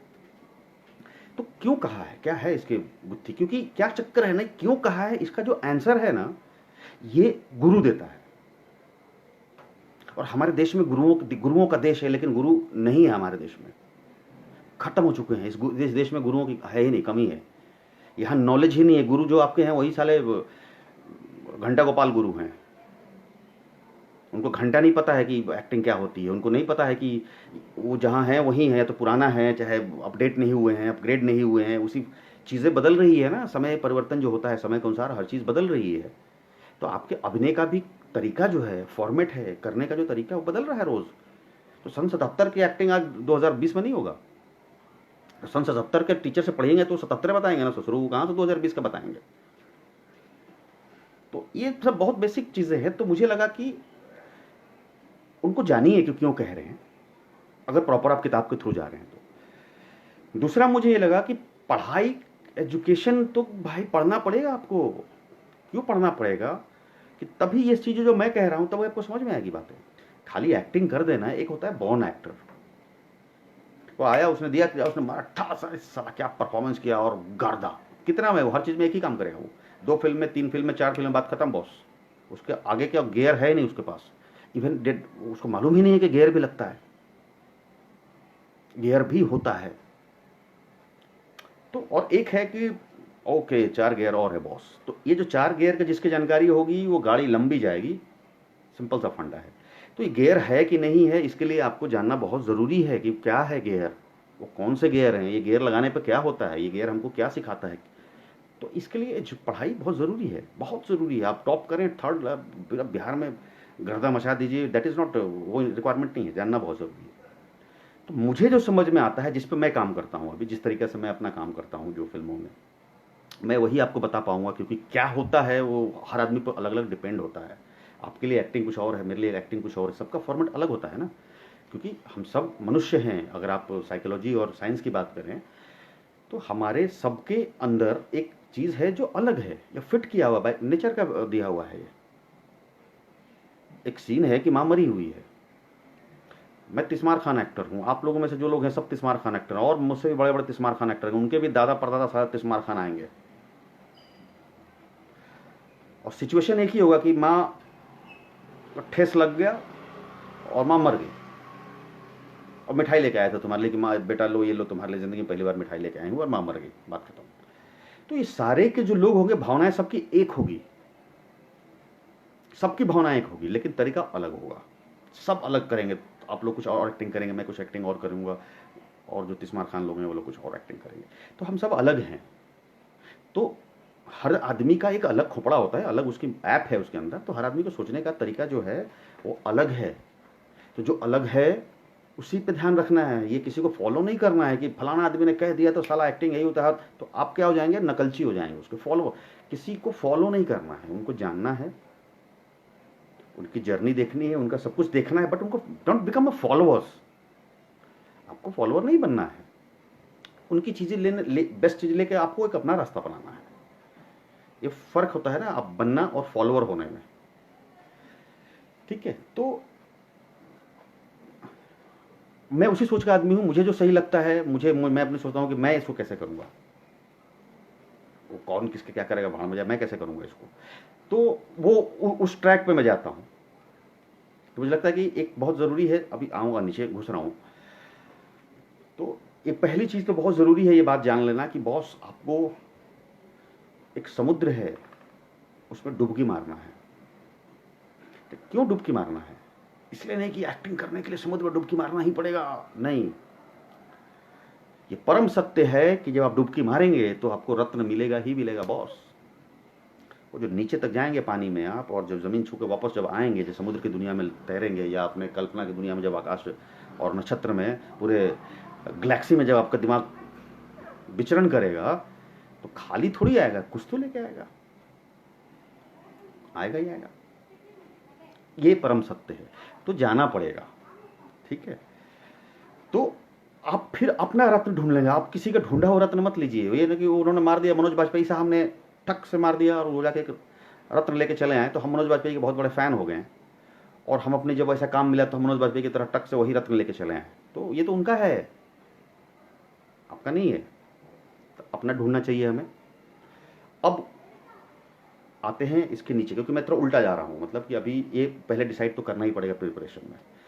दूसरा ये है कि नाटक में जो भी एक्टिंग के लिए एक बहुत, जिस आदमी ने भी कहा है, मुझे नहीं पता है, शायद लेविस्की साहब का ही है, बस 3 लाइन में कह दिया है मामला, बस समझने की जल्दी है। एक एक्टर के लिए क्या चाहिए? 3 चीज़ें चाहिए। आपका क्या कहते हैं उसको, ऑब्जर्वेशन, इमेजिनेशन और प्रेजेंस ऑफ माइंड। तो ये 3 चीज़ें, मतलब कि आप जब समझेंगे इसकी डेप्थ ना, तो बॉस पूरा गुरु मंत्र यही है, इसके अलावा कुछ नहीं चाहिए लाइफ में, कुछ नहीं चाहिए। ऑब्जर्वेशन मतलब ऑब्जर्व कीजिए, देखिए आसपास के लोग, ऑब्जर्व करके बैंक बनाइए, बैंकिंग उसका बनाइए। क्यों? क्योंकि जो आप अपने आसपास देखेंगे, एक से एक लोग हैं, हर आदमी अजूबा है, हर एक आदमी एक दूसरे से अलग है, चलने का, बोलने का, डलने का, उठने का, सब वही है आपके, हमारे आसपास लोग हैं। ये तो विद्यालय है हमारा, ये तो स्कूल है हमारा। कौन सिखाएगा एक्टिंग? कोई सिखा सकता है क्या? तो दिखाई दिखाई देगा ना। तो ये कहता है कि आप कितना ज़्यादा लोगों को ऑब्जर्व कर रहे हैं, आप लिखिए उसको, आपको ध्यान नहीं तो लिखिए उसको, फोटो ले लीजिए उसका, आपका काम आएगा कहीं ना कहीं। ये आपको दे दिया गया, समझ रहे हैं? ये है ऑब्जर्वेशन का फायदा, कि आपने कोई भी करेक्टर कर, जैसे मान लीजिए कोई भी करेक्टर हो, आपको एक रोल मिला आपको, तो वो करेक्टर तो पता है, नहीं पता है तो डायरेक्टर से पूछिए, राइटर से पूछिए कि भाई ये करेक्टर क्या है। तो करेक्टर का जो बैकग्राउंड है, जो 5W है जिसके बारे में कहा, तो बैकग्राउंड है, कौन है। तो कौन है से मतलब पता चला कि एक इंजीनियरिंग का तैयारी करने वाला स्टूडेंट है। ओके, तो इंजीनियरिंग की जो तैयारी करने के जो स्टूडेंट होते हैं, उनका माइंड सेटअप क्या होता है, इसका आप पढ़िए, आपको पता चलेगा, बुक से पता चलेगा। वो माइंड सेटअप में आप समझ जाएंगे, ओ ये लोग इस माइंड सेटअप में रहते हैं, इसका बैकग्राउंड क्या है, ये किस घर से पैदा, इसकी परवरिश कैसे हुई है। क्योंकि परवरिश पे हमारे सोच जो है वो डिपेंड करता है, हमारा अप्रोच जो होता है हमारी परवरिश पे करता है। इसकी लाइफ स्टाइल क्या रही है, शुरू से ही बागी टाइप का रहा है, तो ये आपको चीज़ें मिलती है, ठीक है। तो उसके बाद उस जो आपको मिल जाएगा, करेक्टर मिल जाएगा, अच्छा ये उस सारा गेम यहाँ का है कि ये उसका क्या चल रहा है, मन में क्या चल रहा है उसका, वो मन में क्या सोचता है, वो किस सोच का आदमी है, किस अप्रोच का आदमी है। ये हर करेक्टर को मुझे लगता है कि उसके अप्रोच क्या है, कौन है वो। अच्छा ये आदमी है, ओके, ऐसे ज़िंदगी रही उसकी, अच्छा बचपन ऐसा गया है, ओके, तो ये असर पड़ा होगा लाइफ में शायद इसका, फिर बड़ा हुआ तो ऐसा हुआ, अच्छा ऐसे काम कर रहा है, ओके। तो इस तरह सोचेंगे तो हमको बहुत कुछ मिलता है। ये एक रास्ता, मतलब मैं अपनी बात करूँ, मुझे बहुत कुछ मिलता है। अच्छा, मैं इतना घूमता हूँ, इस घूमने का मुझे सीधा सीधा फ़ायदा होता है कि हज़ारों हज़ार लोगों को मैं जानता हूँ, हज़ारों हज़ार लोगों को जानता हूँ मैं। तो मुझे जब कैरेक्टर मिलता है कोई, तो सबसे पहले पढ़ता हूँ उनसे, ठीक है, उनसे पूछता हूँ मैं कि भाई क्या है ये, क्या है, मतलब एक ट्रैक बस होता है, जैसे एक निश्चित निर्धारित हो जाए डायरेक्टर और राइटर के साथ बातचीत करके कि भैया ये क्या है कैरेक्टर, तो ये कैरेक्टर ये है जो पटना से निकलेगा और दिल्ली जाएगा। इसी ट्रैक पे सर आपको उछाल कदम करना है, इसी खुद पे आपको खुराफात करना है। ऐसा नहीं होगा कि मतलब कि आपने जब डिस्कस नहीं किया और आपने बात ही नहीं की, क्लियर ही नहीं हुए आप, तो जैसे आपने लिया स्क्रिप्ट और पढ़ने लगे और पता चला कि आप निकल गए कलकत्ता, कलकत्ता निकल के आए, पूरा तैयारी करके आए, बोले कि सर ये है, सामने बोले अरे बॉस कलकत्ता कहाँ चले गए, तो जाना तो दिल्ली था। तो पहले क्लियर हो जाइए, और एक ट्रैक बन गया कि बॉस ये है मेरा ब्रैकेट, ये मेरा ट्रैक है, इसी पे मुझे जो उठापटक करना है करें। तो वो सबसे पहले मैं करता हूँ यही। उसके बाद अब उस जो कैरेक्टर क्लियर होता है, उस कैरेक्टर को मैं ढूंढता हूँ कि क्या ऐसे आदमी से कभी टकराया था क्या, मैं कोई था क्या, इस तरह का आदमी से मिला हूँ क्या, मैं कौन कौन आदमी से मिला हूँ मैं। अच्छा मेरी आदत है अकेले रहने की, तो मुझे तो दिक्कत नहीं होती, तो बहुत मैं ध्यान लगाता हूँ, तो ध्यान आता है कि अरे यार एक वहाँ मिला था, पटना मिला था, अरे यार एक तो बनारस मिला था, एक तो वहाँ इंदौर मिला था, एक वहाँ मिला था। और तो मेरे पास 8-10 आ जाते हैं उसी, जिनकी कहानी हम कह रहे हैं, जिसकी जिस जिस चरित्र को मैं जीने जा रहा हूँ, तो मुझे मिल जाते हैं। क्यों? ऑब्जर्व किया है मैंने। तो मेरे पास टक से आ गया 7 अलग अलग एक ही चरित्र के अलग अलग जिंदा रियल आदमी, जो सातों 7 तरह के हैं।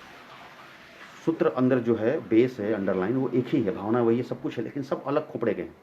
तो खोपड़ा मतलब उनका अप्रोच बदल जाता है, बात करने का तरीका बदल जाएगा, सब कुछ बदल जाएगा। तो उन 7 में से फिर मैं देखता हूँ कि ओ ये इसमें से बेस्ट कौन है। बेस्ट मतलब वो जो अब तक दिखा नहीं है किसी को। बहुत मैंने करोड़ रुपए का बात बता रहा हूँ मैं, आप लोग फ्री में हल्के में ले जा रहे हैं, करोड़ रुपए का बात बता रहा हूँ मैं। बहुत अच्छा लगेगा, सब लोग आप सोचेंगे ऐसा, और बनिए, बढ़िया लेवल पे परफॉर्मेंस हो, अच्छा एक्टिंग कीजिए, खुद को मजा लीजिए, और नाम रोशन हो हमारे बिहार का, कि दिखाएं हम लोग कि बहनचोद देखो चूतियों कितने बड़े बड़े एक्टर्स हैं हम लोग। सॉरी पार्डन, फिर से मैं गाली दे दी, सॉरी। तो मैं उनमें 7 में से एक बेस्ट चुनता हूँ कि ये साला बेस्ट मतलब अलग कौन है जो अभी तक दिखा नहीं है। तो दिख जाएगा आपको। अच्छा आपको सिनेमा देखना पड़ेगा, आप जब सिनेमा काम करते हैं तो सिनेमा देखना पड़ेगा ना, अपडेट होना पड़ेगा कि भाई हो क्या रहा है। अच्छा मैं ये बात सोचता हूँ वर्ल्ड लेवल पे, कि वर्ल्ड में ऐसी एक्टिंग हुआ है क्या कहीं पे, क्योंकि वर्ल्ड का नकल करते हैं हमारे हिंदी सिनेमा में लोग। तो आपको वो चीज़ था, तो हाँ ऐसा हुआ, ये अरे यार ये तो हो चुका, अरे ऐसा तो कर दिया, अरे ऐसा तो दिख गया, अरे ऐसा वाला तो दिख गया। ओके, मज़ा नहीं आता तो फिर और ढूंढता हूँ मैं। तो चूंकि ढूंढने के लिए मुझे घर से अब निकलने की ज़रूरत नहीं होती है, क्योंकि मैं 5 साल से घूमता हूँ, और एक समय निकाल के मैं साल भर में मेरा है कि 4 महीने मुझे घूमना ही घूमना है, निकलना है निकलना, किसके लिए, अपना बैंक बड़ा करने के लिए। तो और 3-4 लोग मिलते हैं तो बहुत अच्छी बात है, अगर नहीं मिलते, यही 7 मेरे पास है, 5 ही ऑप्शन होते हैं या 2 ही ऑप्शन हो जाते हैं मेरे पास, तब दूसरा आता है इमेजिनेशन, जो एक्टर के बारे में कहा था। तो वहाँ पे मैं फिर इमेजिन करता हूँ कि अरे यार ये जो है ठीक है बॉस, जैसे आपको मिल गया प्रोडक्ट, मिल गया एक बाइक मिल गया आपको, अब उस राजदूत, आपको राजदूत मिल गया, अब उस राजदूत को साला क्या करे, उसको स्पॉट्स बनाए, इसको वो बनाए, उसको वो बनाए। तो उसमें अभी मैन्युफैक्चरिंग चलता है, ये डाल दूं तो ये डाल दूं, तो वो डाल दूं, तो ऐसे डाल दूं, तो ये डाल दूं, साले को कुलिया बदल दूं। ये है इमेजिनेशन, ये दूसरा प्रक्रिया होता है जो मैं करता हूं। तो वो भी कहां से आता है, चूंकि आप, हमको दुनिया से, एक आर्टिस्ट को दुनिया से कटना नहीं है, सब दुनिया से खत्म होके बैठे हुए हैं खोपचे में, इस साला एक्टर हूं, नहीं, घुसिए दुनिया में, देखिए क्या हो रहा है बॉस। जितनी ज़्यादा नॉलेज होगी उतना ज़्यादा यूटिलाइज होगा, आप अपने परफॉर्मेंस में यूटिलाइज करेंगे, और जितना अलग अलग चीज़ यूटिलाइज करेंगे, वो अलग अलग चीज़ें जो है आपको एक बड़ा एक्टर बनाता है। दिस इज द, बड़ा एक्टर का मतलब है बॉक्स ऑफिस नहीं, वो बड़ा एक्टर दूसरा है, वो भी बनना इससे ज़्यादा मुश्किल काम है वो बनना, क्या बॉक्स ऑफिस के बड़े एक्टर हैं, बहुत आसान, बहुत मुश्किल काम है बॉस, ये तो आसान है, सीख लेंगे हम। तो बड़ा एक्टर मतलब ये कि जिनको हम कहते हैं बड़ा एक्टर, क्या बाप एक्टर इसको बोलते हैं। तो बाप एक्टर क्या मतलब, क्या पैदा हुए अलग से भगवान ने दिया है, नहीं, वो देखते हैं चीज़ें हैं। तो जब आपके चीज़ें, जब इनपुट्स आएंगे, जब दुनिया में जाएंगे, घूम के लाएंगे और सब कुछ डालेंगे अपने अंदर, तो एक चिकन जो बनता है ना बॉस, तो उसमें चिकन में जब अलग अलग नए नए इंग्रेडिएंट्स जाएंगे, कुछ ये डाल दिया, कुछ ये डाल दिया, कुछ ये डाल दिया, तो डालेंगे, तो जब चिकन खुलेगा तो लगेगा कि वो बॉस क्या बात है यार। तो ये वो मामला है, इंग्रेडिएंट्स डालना है हमको। और तीसरा जो पॉइंट आता है वो होता है वो प्रेजेंस ऑफ माइंड। तो आपने अपनी पूरी एक तैयारी कर लिया कि बॉस मैं कौन हूँ, क्या हूँ। अच्छा मैं लखनऊ वाले जो चाचा जी हैं ना, चाचा जी, उनका एक दोस्त था, वो खतर बॉस वही हूँ मैं। तो आपको आपको वर्क, अब कैरेक्टर ढूंढने में वर्क नहीं करना है। चाचा जी के जो दोस्त हैं उनको अपने टक से आपके कैरेक्टर में एकदम फिट है। अब उनको आपको फिनिशिंग करना है, यहाँ से थोड़ा सा फिनिशिंग मारूंगी, थोड़ा सा ये करूँगी, थोड़ा सा ये करूँ, क्या करूँ, व्हाट करूँ, ये सेकंड है इमेजिनेशन। और जब आप तैयार हो जाते हैं, मैं अपनी बात कर तैयार हो जाता हूँ, उसके बाद जब परफॉर्मेंस की बात आती है, तो वहाँ पे कई बार क्या होता है, क्योंकि आपको सामने वाले जो एक्टर हैं, आपके जो को एक्टर होंगे, आपको नहीं पता चलता है कि ऑन द स्पॉट उनकी तरफ से क्या निकलने वाला है। तो जब आपकी पूरी प्रिपरेशन हो जाती है कि आप जो हैं वो लखनऊ वाले चाचा जी हैं, उनके दोस्त हैं, तो ये एकदम फिक्स है आपके दिमाग में, एकदम क्लीन है, लॉक्ड। अब वो नया राजदूत का मॉडल आपने क्या बना दिया वो भी क्लीन है। तो आप क्या होता है, जब वो सब आप होमवर्क करके जब जाते हो तो आप क्लीन रहते हो। तो आपके जो बाकी सारे जो सेंसेस हैं, ग्रंथियां हैं, वो वहाँ पे शूट के टाइम पे या परफॉर्मेंस नाटक जब करते हैं आप लोग, तो एकदम क्लीन है, कोई खचपच नहीं है लाइफ में, पूरा स्पेस भरा पड़ा है। तो आप ड्यूरिंग एक्टिंग क्या होता है कि आप इन्वॉल्व रहते हो उसमें, तो कुछ ऐसी चीज़ें हो जाती हैं कि सामने वाले ने कुछ कर दिया, तो आप उसको जो रिएक्ट करते हैं हम, वो क्या करता है ना कि वो सोने पे सुहागा कर देता है। जैसे दाल में ना छौंक लगाता है, चिकन में सब कुछ बनाया आपने मस्त चिकन, लेकिन वो सडनली जो ऑन द स्पॉट होता है ना, और ऑन द स्पॉट आपने जो रिएक्ट कर देते हैं आप एक एक्टर के लिए, तो वो लगता है कि अरे यार एक तो इतना कमाल का चिकन बना, साला उसके ऊपर से एकदम क्या सुपर है बॉस, एकदम मक्खन मार दिया।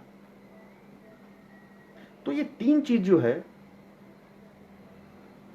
ऑब्जर्वेशन, इमेजिनेशन और प्रेजेंस ऑफ माइंड, मुझे लगता है कि लगता क्या है मैं इसी पे काम करता हूँ। तो मेरी सोच से बॉस ये है, हमें ढूंढना है, कोई एक्टिंग सिखा नहीं सकता किसी को, सब रास्ता बता सकते हैं। थिएटर का रास्ता, सिनेमा का रास्ता बिल्कुल नहीं है, उसको बदलना पड़ेगा। थिएटर में आप सीख सकते हैं कि एक्टिंग के और क्या क्या रास्ते हैं जिससे अभिनय बना जा सकता, अभिनेता बना जा सकता है, वो रास्ते ढूंढना है। पैटर्न उसका नहीं होना चाहिए।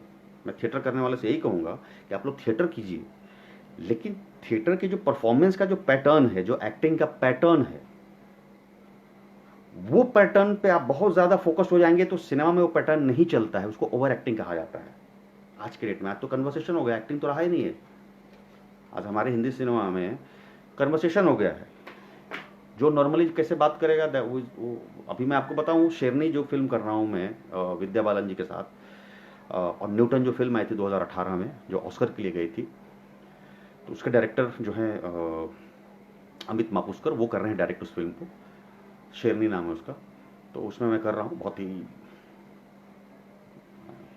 मस्त काम ठीक है, ये कुछ मतलब गर्दा करने वाला आगे लाइफ में। तो उस फिल्म में जो मतलब आपको बता रहा हूँ एक्टिंग का लेवल, ये जो पूरी कहानी है सिनेमा की, वो सिनेमा की कहानी ये है, एक गांव की कहानी है। सिनेमा की कहानी है कि एक गांव है और उस गांव में एक घटना घटती है, ठीक है। उस घटना जब घटती है तो एक जो सरकार के नुमाइंदे हैं, वो लोग ऑफिसर हैं जो जाते हैं और उस घटना पे काम करते हैं, जिनकी जिम्मेदारी, मैं कहानी नहीं खोलूंगा, जिम्मेदारी है कि क्या किया जाए। तो एक सरकारी ऑफिसर, मतलब ये जो कहानी है सरकारी ऑफिसर्स जो हैं उनकी और गांव के लोगों की। तो इस सिनेमा में, शेरनी में, जो गांव के लोग हैं वो रियल में गांव के लोग हैं, दे आर नॉट एक्टर्स, वो एक्टर नहीं है, सब गांव वाले रियल लोग हैं। तो मेरा जो कैरेक्टर है उस फिल्म में वो गांव वालों में से एक है, ठीक है। तो हमें एक्टिंग करना पड़ रहा है जो गांव वालों, ताकि मैं गांव वालों से मुझे मैच करना है गांव वालों से, मुझे एक्टिंग करनी है ताकि मैं गांव वाला दिखूं। जैसे वो लोग एक्टिंग कर रहे हैं, वो तो एक्टर है ही नहीं, वो तो नॉर्मल बात करते हैं। तो आज के डेट में इस तरह की एक्टिंग हो रही है, मतलब ऐसा नहीं कि गांव वाले सब गांव वाले हैं और बीच में मैं एक्टर हूँ, पूरा यहाँ पे अपना एक्टिंग का अंग अंग प्रत्यंग प्रत्यंग से, आंख नाक से सबसे परफॉर्मेंस दिखा रहा हूँ। नहीं, बिल्कुल नहीं बॉस, ये बहुत कठिन काम है। एक एक्टर को ये कह दिया जाए कि आपको एक्टिंग नहीं करनी है, ये दुनिया का सबसे कठिन काम है, कठिन काम है, ठीक है। तो आज की डेट में अपडेट्स ये है कि जैसे हम लोग अभी बात कर रहे हैं वैसे बात हो, जैसे मैं अभी बात कर रहा हूं आपसे, इसको एक्टिंग कहते हैं लोग आज के डेट में। पूरा वर्ल्ड कह रही है ये एक्टिंग है कि नहीं है, दैट इज नॉट इंपॉर्टेंट। पूरा वर्ल्ड है, एक माप है, एक मापक है, जो मापक कहता है कि बॉस ऐसे जो एक्टिंग कर रहा है वही एक्टर है। आज से 30 साल पहले जो नाना पाटेकर का टाइम था, 20 साल पहले, तो नाना पाटेकर जो करते थे उस समय का वो एक्टिंग था।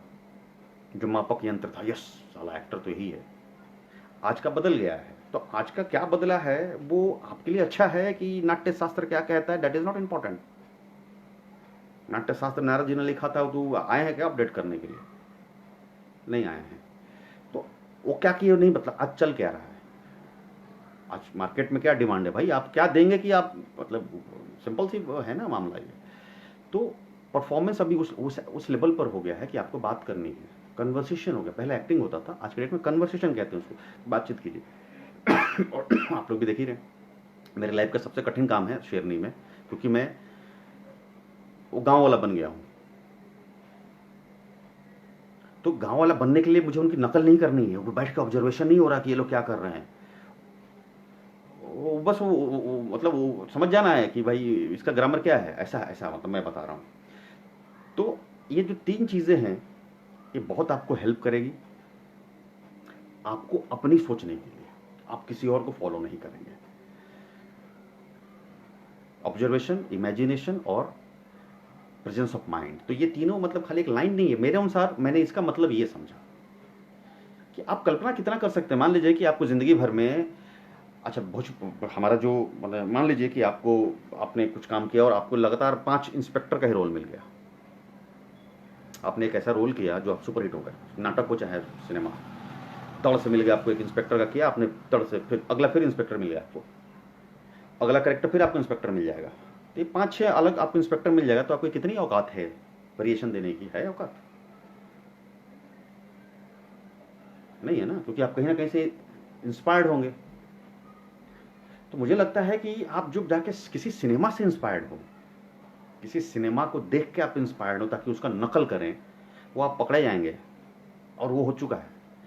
बेहतर है कि सिनेमा की तरफ से नकल ना करें, उसकी समझ को समझें, और जो नकल करना है ना हमारे सोसाइटी में जाएं, आसपास के देखें कि अरे साला ऐसा कोई है क्या, अरे चचवा तो था एक साला गजब। और कितना आसान है ना, आप जिस शहर में रहते हैं, अगर 20 साल से जिस शहर में रहते हैं, अगर आपको ध्यान दिया जाए तो आपको पता नहीं चलेगा कि 5 अलग अलग दरोगा इंस्पेक्टर कैसे हैं बिल्कुल, तो 5 अलग अलग होंगे इंस्पेक्टर, लेकिन सब अलग अलग होंगे। तो आपको 5 इंस्पेक्टर अगर आप देख लेंगे लाइफ में, तो 5 इंस्पेक्टर आप 5 तरीके से करेंगे, तो आपको वेरिएशन मिलेगा। आपको करना क्या है, मज़ा लेना है, उसमें क्रिएशन में नहीं घुसना है कि अरे क्या होगा, ऐसे चलेगा कि वैसे चलेगा कि वैसे बात करेगा। इसमें जो आपका पूरा एनर्जी जाएगा, वो एनर्जी मुझे लगता है कि वहाँ लगाया जाए, कि जाके 5 इंस्पेक्टर को दिखाइए, सर देखिए यार ये साला सब अलग होगा ना, एक तो होगा नहीं कोई, पोस्ट होगा एक, वर्दी होगी एक, मेडल्स होंगे एक, बाकी सब कुछ डिफरेंट होगा। तो मुझे लगता है कि प्रिपरेशन ये होना चाहिए। क्यों? क्योंकि मैं यही काम करता हूँ, बाकी दुनिया क्या कह रही है, कौन शास्त्र क्या कह रहा है, वो सर आप जिसको जानना है उसमें पढ़े, मैं बिल्कुल सलाह नहीं दूंगा, ना मैं उसके बारे में बताऊंगा, क्योंकि मैं पढ़ाई नहीं है। चलिए टाइम भी हो रहा है, अभी 1.5 घंटा हो गया। For camera acting some tips तो दे दिया, ठीक है। अपना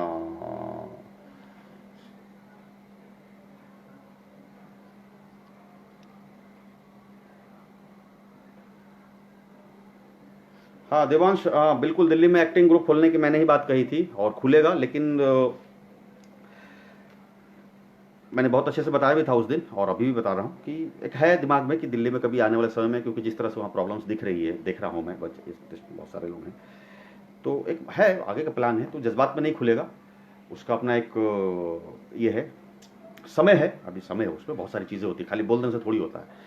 तो वो बहुत समय है बीच में, तभी समय निकल गया कोरोना वगैरह, तो अभी टाइम है, कम से कम ये मामला होगा भी तो 1-1.5 साल के बाद ही होगा सर देवांश, अभी तो संभव ही नहीं है, बिल्कुल सवाल ही नहीं पैदा होता, क्योंकि इससे पहले की प्राथमिकता और भी कुछ है, क्योंकि शेड्यूल्ड है मेरी चीज़ें, प्लान्ड है कि कैसे कैसे क्या करना है, तो पहले वो है। इसका भी बहुत टाइम है, क्योंकि थोड़ा सा पीछे चल रहा हूँ मैं, तो ये अपने टाइम पे आया था, तो इसका टाइम अभी टाइम है। तो camera acting some tips for, और हाँ सम्राट दिया मैंने अभी। कैमरा एक्टिंग का क्या है कि आपको जानना पड़ेगा, ये टेक्निक है, पूरी तरह से तकनीक है, और नाटक से बहुत बहुत ज़्यादा टफ काम है। नाटक की एक्टिंग में आपको 1 ही महीना उसी सुर ताल में लगे रहते हैं, एकदम रेले रहते हैं, जाकर ले रहते हैं, बहुत महान नहीं है ये, मैं अपनी बता रहा हूँ।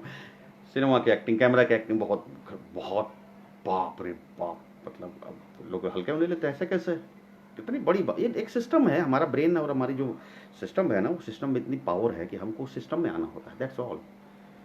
सिनेमा का एक्टिंग में अभी आप करेंगे, पट से आपके पास स्क्रिप्ट आएगा, आपने देखा, आपने एक्सप्रेशन दिया, कट, ओके चलो सर अभी वो जो नेक्स्ट सीन है उसका आप सर आपको दे दीजिए। तो ये ना switch off and switch on है, फट फट फट फट फट। तो आपको उतना क्विक होना पड़ेगा। थिएटर आपको उल्टा क्यों बोल रहा हूँ, थिएटर क्या है, आपको एक काम चला महीना भर ले जाता है। सिनेमा क्या है, टक ए उठो, टक टक टक टक टक टक टक टक, ये दोनों बहुत फर्क है। तो आप मेंटल लेवल पर थिएटर में जो जाते हो तो थिएटर जैसा हो जाता है ना आपका, आपको सोचने की स्पीड कम हो जाता है, लेमैन हो जाते हैं हम। अच्छा ऐसा है, ठीक है। बहुत कम है सिनेमा में भी लोग जहाँ पर आपको सोचने का समय देते हैं। हर जगह आपको नहीं मौका मिलेगा कि हर जगह आपको पूरा सिनेमा में आएँ और देखें, आपने उस पर शोध किया और आपको शोध करने का वक्त मिला।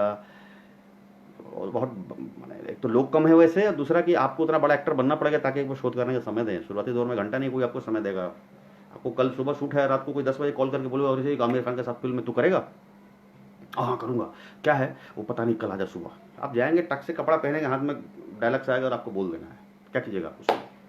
तो ये मेंटल जोन में रहना पड़ेगा कि यस बॉस ये भी मेरे साथ हो सकता है, उस सिस्टम में आना पड़ेगा। और टेक्निकल चीज़ है कैमरा, तो इसमें मैं कुछ नहीं बता सकता हूँ, सिर्फ ये बताना है मुझे कि जो कैमरा है वो टेक्निकल चीज़ है। तो आप पूछिए।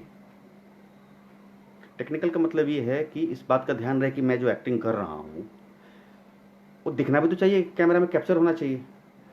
अब कैमरा यहाँ है और मैं बात ऐसे ही करूँ तो क्या होना चाहिए नहीं होना चाहिए, इसका सबसे उपाय यही है, आपका जो डीओपी है सामने, ये एंगल पूछना है आपको, परफॉर्मेंस अलग चीज़ है, ये आपको पूछना है। तो आप जब शूटिंग करें, जो आपके डीओपी हैं कैमरा मैन, उनसे कहिए कि भाई क्या मतलब आपने कौन सा फ्रेम लगाया है, इतना लगाया आपने कि इतना लगाया है कि ये लगाया है कि ये लगाया है कि ये कहाँ तक है मामला, कितना खुला हुआ, पूछिए उनसे, बहुत प्यार से पूछिए।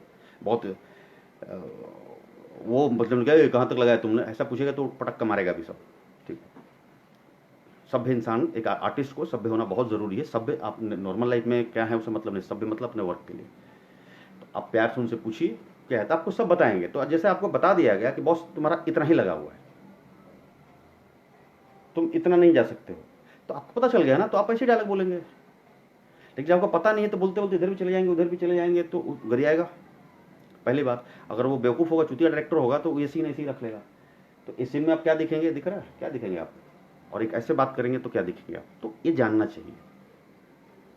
वो पूछेंगे आप डीओपी से जानने के लिए, इसको कोई साइंस रॉकेट साइंस नहीं लगाने की जरूरत है। डीओपी से विनम्रता से पूछिए, वो आपको बताएंगे, तो आपको पता चल जाएगा कि अभी आपका सिर्फ आंख दिख रहा है, कि आप पूरा मुंडी दिख रहे हैं, कि आप 4 कदम चल सकते हैं, कि आप हाथ का इस्तेमाल कर सकते हैं कि नहीं कर सकते। मान लो लगा दिया इतना, ठीक है, तो आपको पता चलेगा कि क्या लगा है, क्या लगा है, क्या लगा है, पता होना बहुत ज़रूरी है। तो ये ज़रूरी है जानना। तो इसके लिए पढ़ाई अलग से कीजिएगा, अलग अच्छी बात है। कौन सा लेंस लगा है, कौन सा लेंस नहीं लगा है, इसको पढ़ाई कर लीजिएगा तो बहुत बड़ी बात है। नहीं पढ़ाई कर रहे हैं तो पूछ लीजिएगा कैम्प डीओपी से कि क्या फ्रेम है, कौन सा लेंस है, क्या करता है लेंस, तो बताएंगे, अच्छे होंगे तो बताएंगे। और जो नहीं बताएगा उसको पटक के मारिए, पहले छूटिए वो, उसके बाद ही शूटिंग करने की। जैसा आपसे कॉल पर भी मुझे हम अस्मिता ज्वाइन कर लिया गया था, पर वैसे बहुत एक्टर है जिनके पास भटकने के सिवा और कोई चारा नहीं है, तो भटकता रहता है। जो दिल्ली में है बन के शोषण कर रहे हैं, और लड़के जिनके पास पैसे या लिंक नहीं होता है उसे निकाल दिया जाता है। मैंने अपनी आंखों से देखा। हाँ तो ठीक है भाई, भुगतेगा, कोई तो भुगतेगा ना। शोषण क्या पहली बार हो रहा है तुम लोगों के साथ, है किसी के साथ जिन लोगों की इतनी भावनाओं की तुम बात करो, पहली बार जिंदगी में शोषण हो रहा है? नहीं हो रहा है, सालों से शोषण हो रहा है। मैं कहूँगा तो मेरा भी दिल्ली में शोषण हुआ था, मेरे जो दादा परदादा साले हुए हैं वो भी कहेंगे कि शोषण हुआ था। कहाँ शोषण नहीं होता, पटना में नहीं होता, हर जगह शोषण होता है। तो ये प्रक्रिया है, इसमें ज़्यादा दिमाग मत लगाइए कि आपके साथ ज़िंदगी में पहली बार हुआ है, सबके साथ होता है। ठीक है, सबके साथ होता है, मेरे साथ भी हुआ है, आज भी हो रहा है शोषण। तो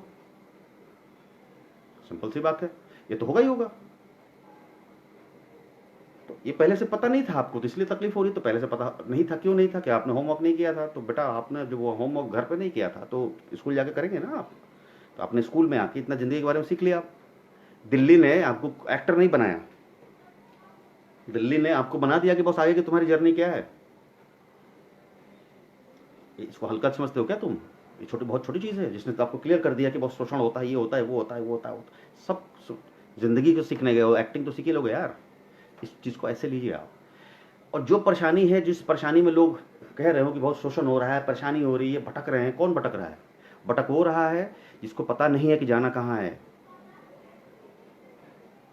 जो भटका के ले जा रहा है उसकी गलती नहीं है, जो भटक रहा है वो बेवकूफ़ है, वो चूतिया है, जिसने पढ़ाई नहीं की है, जिसने अपना होमवर्क नहीं किया है, जिसको नहीं पता है कि हमको करना क्या है लाइफ में। तो करना पड़ेगा। इसलिए कहा जाता है कि हर चीज़ प्लानिंग करके कीजिए। दिल्ली जाना है तो दिल्ली क्यों जा रहा हूँ, दिल्ली में क्या क्या समस्याएं आ सकती है, क्या क्या हुआ है। आप लोग तो उस काल में हैं जहाँ पे आपके एक मन में बात आई और आपने एक बटन दबाया, आपको पूरा इन्फॉर्मेशन मिल जाता है। मतलब आंखों देखी हाल दिख जाएगा। अभी 1 घंटा पहले, 15 मिनट पहले, 1 मिनट पहले का चीज़ आपको अपडेट हो जाएगा। तो जानकारी की कमी थी ना, इसके लिए भुगतना पड़ रहा है। तो यहाँ पे जब पढ़ाई नहीं की है अपने घर पे, तो स्कूल में कर रहे हैं आप दिल्ली स्कूल है जो लोग भटक रहे हैं। तो ये एक जीवन का बहुत बड़ा लेसन है, जीवन का। इसको इस तरीके से लीजिए आप लोग, ठीक है। बाकी भटक वही रहा है जिसको क्लियर नहीं कि जाना कहाँ है और कैसे जाना है। दोनों चीज बहुत जरूरी है। जाना कहाँ है, हमको मुंबई जाना है, कैसे जाना है? कैसे जाना है बॉस? ट्रेन से जाना है कि फ्लाइट से जाना है कि रोड से जाना है कि पैदल जाना है कि साइकिल लेकर जाना है, क्या जाना है, जाके क्या करना है, जाके क्या करना है। तो फिर आएगा क्या क्या करना है। ये भी करना है, ये भी करना है, ये भी करना है। ये करना मतलब क्या? किसके लिए गए हैं? उसके लिए। काम की बात नहीं कर रहा हूं मैं। मुंबई आके अपना दिल, आप सपना पूरा करेंगे। एक सपना, एक टारगेट है, उसको पूरा करेंगे आप। तो पूरा करने के लिए क्या क्या करना पड़ेगा?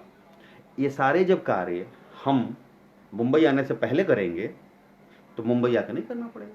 कोई शोषण नहीं करेगा आपका। आपको पहले ही भनक पता चल जाएगा कि अरे साला ये तो शोषण करेगा चूतिया मेरा, आप निकल लेंगे। तो जब वहाँ मौका नहीं मिला घर परिवार से, क्योंकि नहीं था माहौल, सोसाइटी वैसी नहीं थी जहाँ आपको समझाए कोई, तो समय ने, आप दिल्ली आए। दिल्ली आए मतलब कि आप एक यूनिवर्सिटी में आए, कॉलेज में आए, जीवन के कॉलेज में आए, और जीवन के कॉलेज ने आपको सिखा दिया कि बेटा जीवन में सपना पालने के लिए खाली टैलेंट की जरूरत नहीं है, ये सब भी जरूरी है। कि लोग शोषण करेंगे, लोग चूतिया बनाएंगे, तो ऐसा होगा, भटकाव होगा, समझ नहीं आएगा, ये करूँ कि वो करूँ, उसको तोड़ के निकलना है। पूरा यूनिवर्सिटी है बॉस ये। तो शुक्रिया कहिए जीवन को, समय को, कि आपको सिखा दिया समय ने, तो उसको थैंक यू कहिए, शुक्रिया कहिए और आगे की जर्नी पूरा कीजिए इसको समझ के। ये लेसन है जीवन का। इसके लिए गॉड का, भगवान का, जिसको मानते हैं आप, उनको शुक्रिया कहिए। सीखना पड़ेगा, या तो घर पे आप पढ़ के आइए, नहीं तो स्कूल में पढ़ना पड़ेगा। सिंपल सी बात है। बसंत कुमार शर्मा कह रहे हैं कि मैंने अब एक साफ सुथरी भोजपुरी फिल्म चौधरी लीड किया था और मेडिकल मैकेनिक का रोल किया था, तो मैंने आऊँगा तो ज़रूर हिंदी प्रोजेक्ट का काम में आगे एडिशंस में जाऊँगा। तो भोजपुरी फिल्म एक्ट्रेस,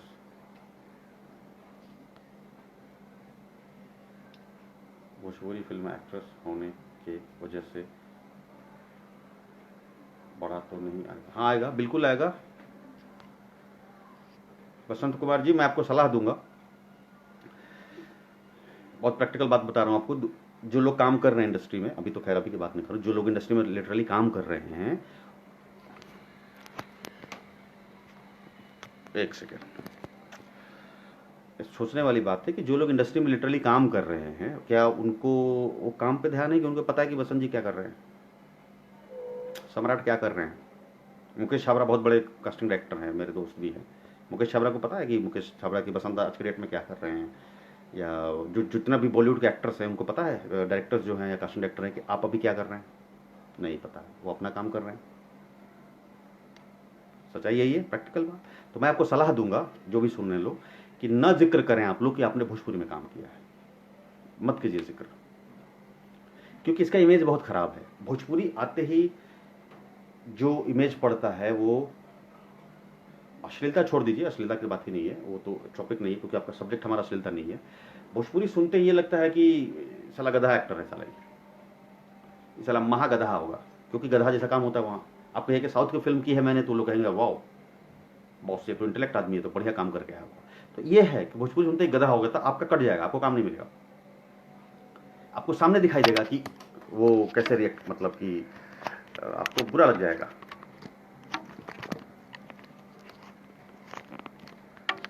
तो वो काम नहीं करना है, ठीक है? मत बताइए आप, उससे बेहतर ये बताइए कि मैंने शॉर्ट फिल्म की है। आपके अपकमिंग प्रोजेक्ट्स के बारे में बात बताएं। हाँ सम्राट, मेरी अपकमिंग जो प्रोजेक्ट है अभी वो है कि मैं भी कर रहा हूँ वही शेरनी विद्या बालन जी के साथ, और ऑस्कर नॉमिनेटेड फिल्म जो है न्यूटन, उसके डायरेक्टर जो है उनकी फिल्म, कमाल की फिल्म है और कमाल का काम भी है। बहुत अच्छा लग रहा है मुझे। और उनकी तरफ से फीडबैक आया अभी कुछ दिन पहले। डायरेक्टर साहब का नंबर नहीं था मेरे पास, क्योंकि नहीं लिए मतलब गए, मतलब लगा नहीं ऐसा कि नंबर लेना चाहिए, मतलब पता नहीं, मतलब कुछ दिमाग में नहीं थी चीज़ें, बस चल रहा था। फिर कोरोना में अभी कुछ दिन पहले उनका मैसेज आया था कि हाय आई एम अमित वो मेरे लिए ऑस्कर है भाई, वो ऑस्कर है मेरे लिए, कि हाय आई एम अमित, सो ऐसा वैसा नंबर उनका आया था। मेरे पास नंबर था तो मैंने देखा, और 3 दिन के बाद देखा मैंने, वैसे क्योंकि मोबाइल देखता नहीं हूँ मैं, मोबाइल से बहुत दूर रहता हूँ मैं, बहुत ही दूर रहता हूँ, क्योंकि कई तरह काम कर रहा हूँ मैं। तो 3 दिन के बाद मैंने देखा तो लिखा था कि मैं अमित हूँ, और हमारा जो नेक्स्ट पैच वर्क जो बचा हुआ है वो नवंबर में होगा, और इस कोरोना काल में हमने एडिटिंग की जितनी भी शूट की है, और आप तो बहुत खतरनाक, ऐसा था उनका, मतलब इस तरह का पकड़ा हुआ, खतरनाक अनबिलीवेबल परफॉर्मेंस। और सबसे मज़ेदार बात यह है कि इतना एफर्टलेस है, जो मैं आपसे बात कर रहा था कुछ देर पहले ना, कि अभी एक्टिंग का परफॉर्मेंस कैसा हो गया है, प्रकार कैसा हो गया, उन्होंने बोला एफर्टलेस है। मैंने एफर्ट ही नहीं लगाया उसमें, जैसे आपसे बात करते समय एफर्ट लगा रहा हूँ क्या मैं, अभी जो बात कर रहा हूँ इसमें कोई एफर्ट नहीं, ऐसे नहीं कर रहा हूँ कि मतलब कि है ही नहीं यार जिंदगी में ऐसा होना चाहिए सब कर, ये एफर्ट लग रहा है। बट मैं आपसे बात कर रहा हूँ तो इसमें कोई एफर्ट नहीं लग रहा है। तो वो चीज़, तो वो फिल्म है शेरनी, बहुत कमाल की फिल्म है, और आप समझ सकते हैं विद्या बालन जी हैं तो किस लेवल का होगा, और ऑस्कर नॉमिनेटेड फिल्म के डायरेक्टर हैं, तो मेरे लिए बहुत बड़ी है फिल्म। और एक दूसरी फिल्म है, शाहरुख खान प्रोडक्शन की फिल्म है, धमाका नाम है उसका। अभी तक जून में शूटिंग शुरू होने वाली थी, जून एंड से ही, ये सब डिसाइड हुआ था फरवरी में ही, फरवरी क्या जनवरी में ही। तो अभी तो कोरोना की वजह से नहीं हो पा रही है, और ये जो पूरी फिल्म है वो उस पर बेस्ट है। मुजफ्फरपुर में जो महिला सुधार गृह में जो कांड हुआ था उस पर पूरी फिल्म है ये, और पुलकित इसके डायरेक्टर हैं। पुलकित मुजफ्फरपुर से ही हैं, और पुलकित जो है वो एक वेब सीरीज आता था बालाजी पे, सुभाष चंद्र बोस पे आता था वो, कि बोस डेड और लाइव। आप लोग कभी देखिए, राजकुमार ने किया उसमें, राजकुमार राव जो है वो उसने लीड रोल किया उसमें, क्या काम किया उसने और क्या फिल्म मेकिंग है। तो पुनीत जो है वो इसको डायरेक्ट कर रहे हैं, और मुकेश छाबरा कास्टिंग डायरेक्टर हैं। तो मुझे लगता है कि शायद इसकी शूटिंग होने वाली थी वहाँ लखनऊ में। तो ये है, अभी शायद अब अभी जो नया डेट है वो अक्टूबर एंड में इसका डेट है। तो ये फिल्म है, और 2 बाहर की फिल्में कर रहा हूँ मैं अभी, एक जर्मन है और एक हॉलैंड की फिल्म है, वहाँ के लोग हैं, वहाँ के प्रोडक्शन है। और अपनी कुछ फिल्में अपने प्रोडक्शन है, जो बिम्बो मेरा अपना एक आंदोलन चलता है बिम्बो भोजपुरी को लेकर, तो उसके लिए जो अभी फिल्म बनाने की बात चल रही है उस पर काम हो रहा है। तो बहुत व्यस्तता है, बढ़िया से बढ़िया वाला व्यस्तता है। उसको सम्राट आगे के कास्टिंग के ऊपर कुछ पॉइंट्स आपके द्वारा, थिएटर एक्टिंग के लोग बात बताता हूँ, बात एक्टिंग क्लास करेंगे, ज़रूरी है। बिट्टू राजपूत, आप जो कह रहे हैं कि ज़रूरी है, ज़रूरी तो नहीं है, लेकिन जानना बहुत ज़रूरी है। तो आप एक्टिंग क्लास करके कीजिए या कैसे भी करके कीजिए, जानना बहुत ज़रूरी है, आपको हेल्प करेगा, आपको बहुत हेल्प करेगा, मेरे अनुसार तो ज़रूरी है। लेकिन सीखते कहाँ हैं, गुरु कौन है वो इंपॉर्टेंट है, सिखा कौन रहा है, आपको पता चला कि सिखा दिया सन 77 वाले आपको फार्मूला, तो 2020 में किधर घुसेगा सर, वो चाबी तो घुसेगी नहीं उसमें। एक क्वेश्चन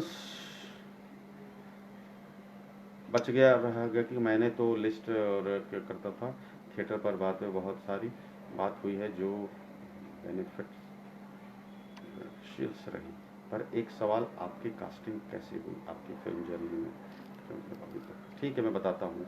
और सवाल पर हुई कि कैसे आपकी फिल्म जर्नी में बात अभी नहीं हुई, अगले टाइम 24 मिनट 2-4 घंटे तक बात हो जाएगी। हाँ मैं भी थोड़ा थक गया हूँ तो नहीं होगा, तो हम लोग अभी आराम से उससे बात करेंगे, लेकिन ये बताता हूँ मैं। और इनका क्या है, एनएसडी नहीं करके बिहार आर्ट थिएटर से 2 ईयर्स डिप्लोमा किया, चलेगा ना? ये तो आप डिसाइड करेंगे ना, बसंत, मैं कहाँ से डिसाइड करूंगा, मैं कैसे डिसाइड करूंगा कि चलेगा कि नहीं चलेगा? आप देखिए, आप पता कीजिए कि आपको करना क्या है, आप किस लिए एनएसडी जाना चाहते हैं और किस लिए आप ये करना चाहते हैं, किस लिए फिल्म में काम करना है आपको, तो अगर आपको फिल्म में काम करना है तो फिल्म में क्या काम करना है आपको, ये डिसाइड कीजिए आप क्या करना है। आपको शाहरुख खान बनना है, कुछ तो एक बनाना पड़ेगा, अमिताभ बच्चन बनना है, परेश रावल बनना है, क्या बनना है आपको, करना क्या चाहते हैं आप, कुछ तो एक बनाना पड़ेगा ना, तो वो बनाइए।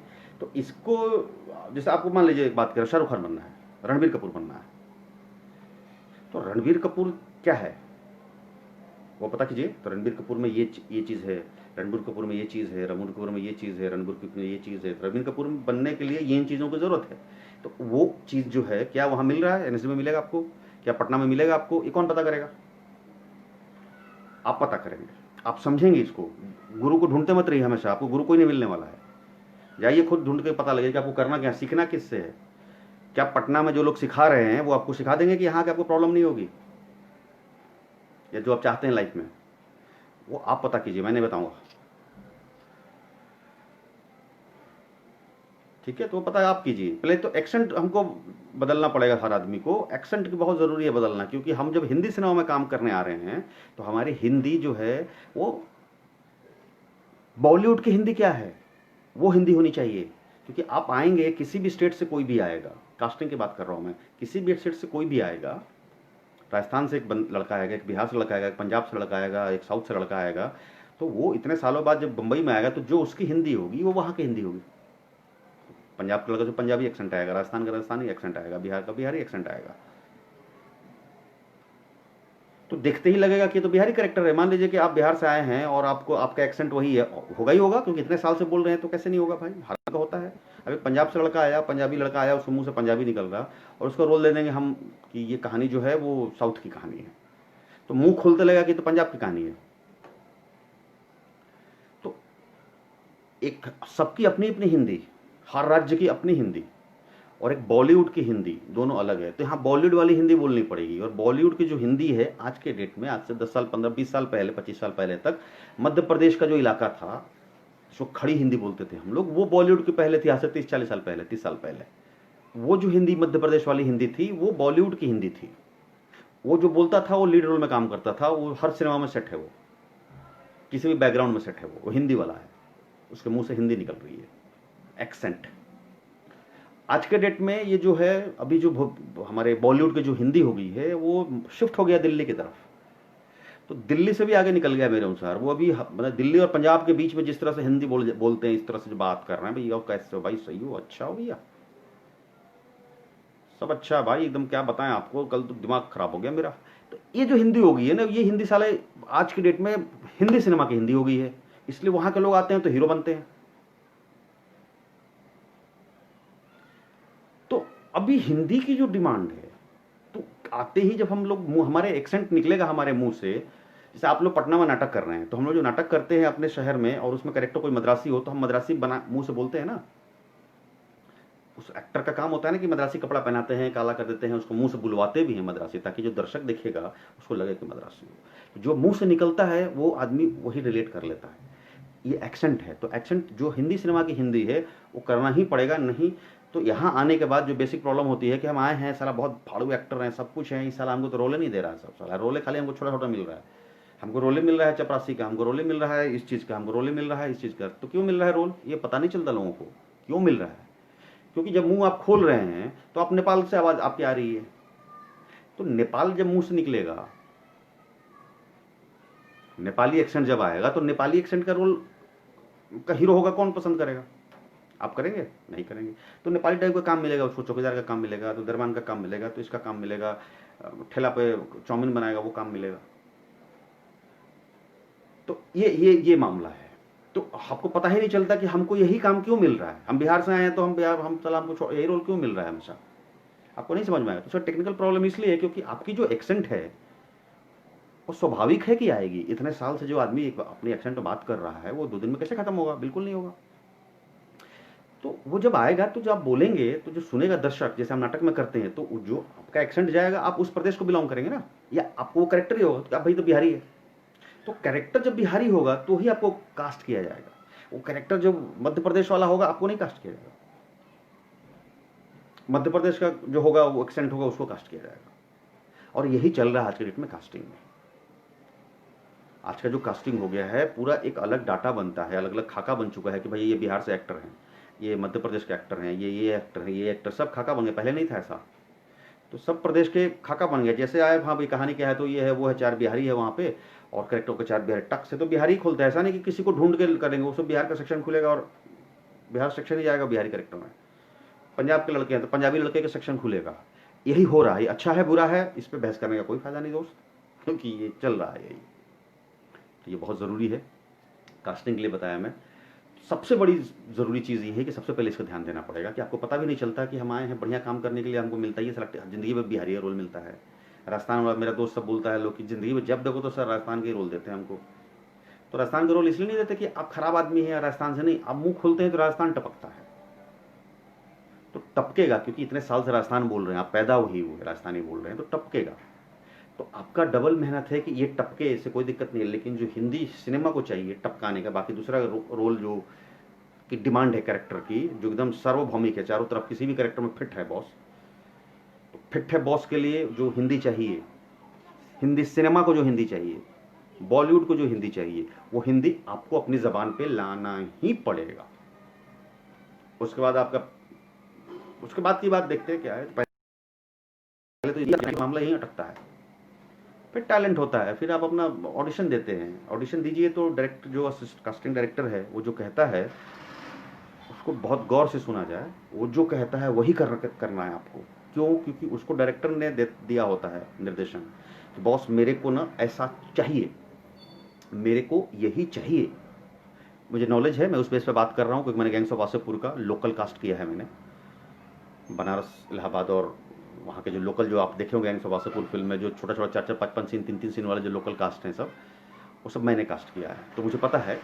उस बेस पे बता रहा हूँ मैं आपको कास्टिंग की बात, मैं सुनी सुनाई बात नहीं कर रहा हूँ, मैं कास्टिंग में रह चुका हूँ, वो क्या होता है मैं आपको बता रहा हूँ। वो पहला पॉइंट आप लोगों को बताया। दूसरा पॉइंट ये है कि डायरेक्टर आता है कास्टिंग डायरेक्टर के पास और कहता है कि मुझे यही चाहिए, आई नीड दिस, ये एकदम एकदम एकदम यही चाहिए मुझे। तो वो क्या चाहिए वो कास्टिंग डायरेक्टर को बताता है। तो जब आप ऑडिशन दें तो वहाँ पर अपना ना पहले, तो उसने दिया और आपने देख लिया, हाँ चलो नहीं बस यही है, मैं और साले को रेल दूंगा, नहीं मत रेलिए, अपना कहीं को रेलेंगे भाई, आपको पता है उसको क्या चाहिए। बेवकूफ़ी है ना, तो उसको क्या पता, आपको पता है कि उसको क्या चाहिए नहीं।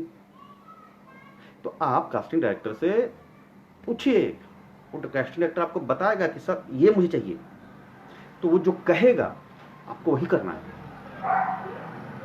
उसमें अपना एक्सपीरियंस डालिए आप जितना आपको डालना है, उससे अलग नहीं भागना है। वो कह रहा है आम चाहिए हमको, तो आम दीजिए उसको, आम ही दीजिए उसको लंगड़ा दीजिएगा, मालदा दीजिएगा, फलदा दीजिए, फलदा कीजिए नहीं कीजिए, सब उससे पूछ लीजिए। अमरूद के चक्कर में ना पड़े, मेरा ये कहना है। क्यों? क्योंकि जो देंगे आप वही डायरेक्टर तक पहुंचेगा। तो उसकी बात को सुनिए, समझिए, समझने में दिक्कत हो रही है तो फिर से एक बार पूछिए उससे, मैं समझ नहीं पा रहा हूँ, मुझे थोड़ा सा एक बार आप गाइड कीजिए। बताएगा, नहीं बताएगा, हो सकता है नहीं बताए, नहीं बताएगा तो आप उनसे सादर अच्छे से बात कीजिए, उनसे कहिए कि आज मैं नहीं समझ पा रहा हूँ चीज़ों को, तो मैं कल आके ऑडिशन दूँ। आप घर जाइए, समझिए उसको, काम कीजिए उस पर, समझिए, क्योंकि आपका एक ऑडिशन क्लिक होना सारा आपका रास्ता खुल जाएगा। 50 जगह भागने से बेहतर है कि जब मौका मिले ऑडिशन देने का तो उस पर पूरा फोकस होना चाहिए था, क्योंकि एक जगह से क्लिक होगा तो आपको 50 जगह से भागने की जरूरत नहीं है, आप आ गए। तो जब ऑडिशन हो तो बहुत फोकस्ड होना चाहिए, बहुत तैयारी के साथ हो, नहीं तैयारी हो तो अपना समय लीजिए उनसे और तब जाके ऑडिशन अगले दिन आके दीजिए, कोई दिक्कत नहीं, पूछ लीजिए उनसे। यही सब बेसिक चीज़ें हैं, और क्या है। बाकी जो ऑडिशन चौथा जो लास्ट में करके ख़त्म भी करूँगा, 2 घंटा होने वाला है, कि ऑडिशन देने, मैं ऑडिशन रह चुका हूँ कास्टिंग में तो कह रहा हूँ, ऑडिशन देने के बाद क्या प्रक्रिया होती है।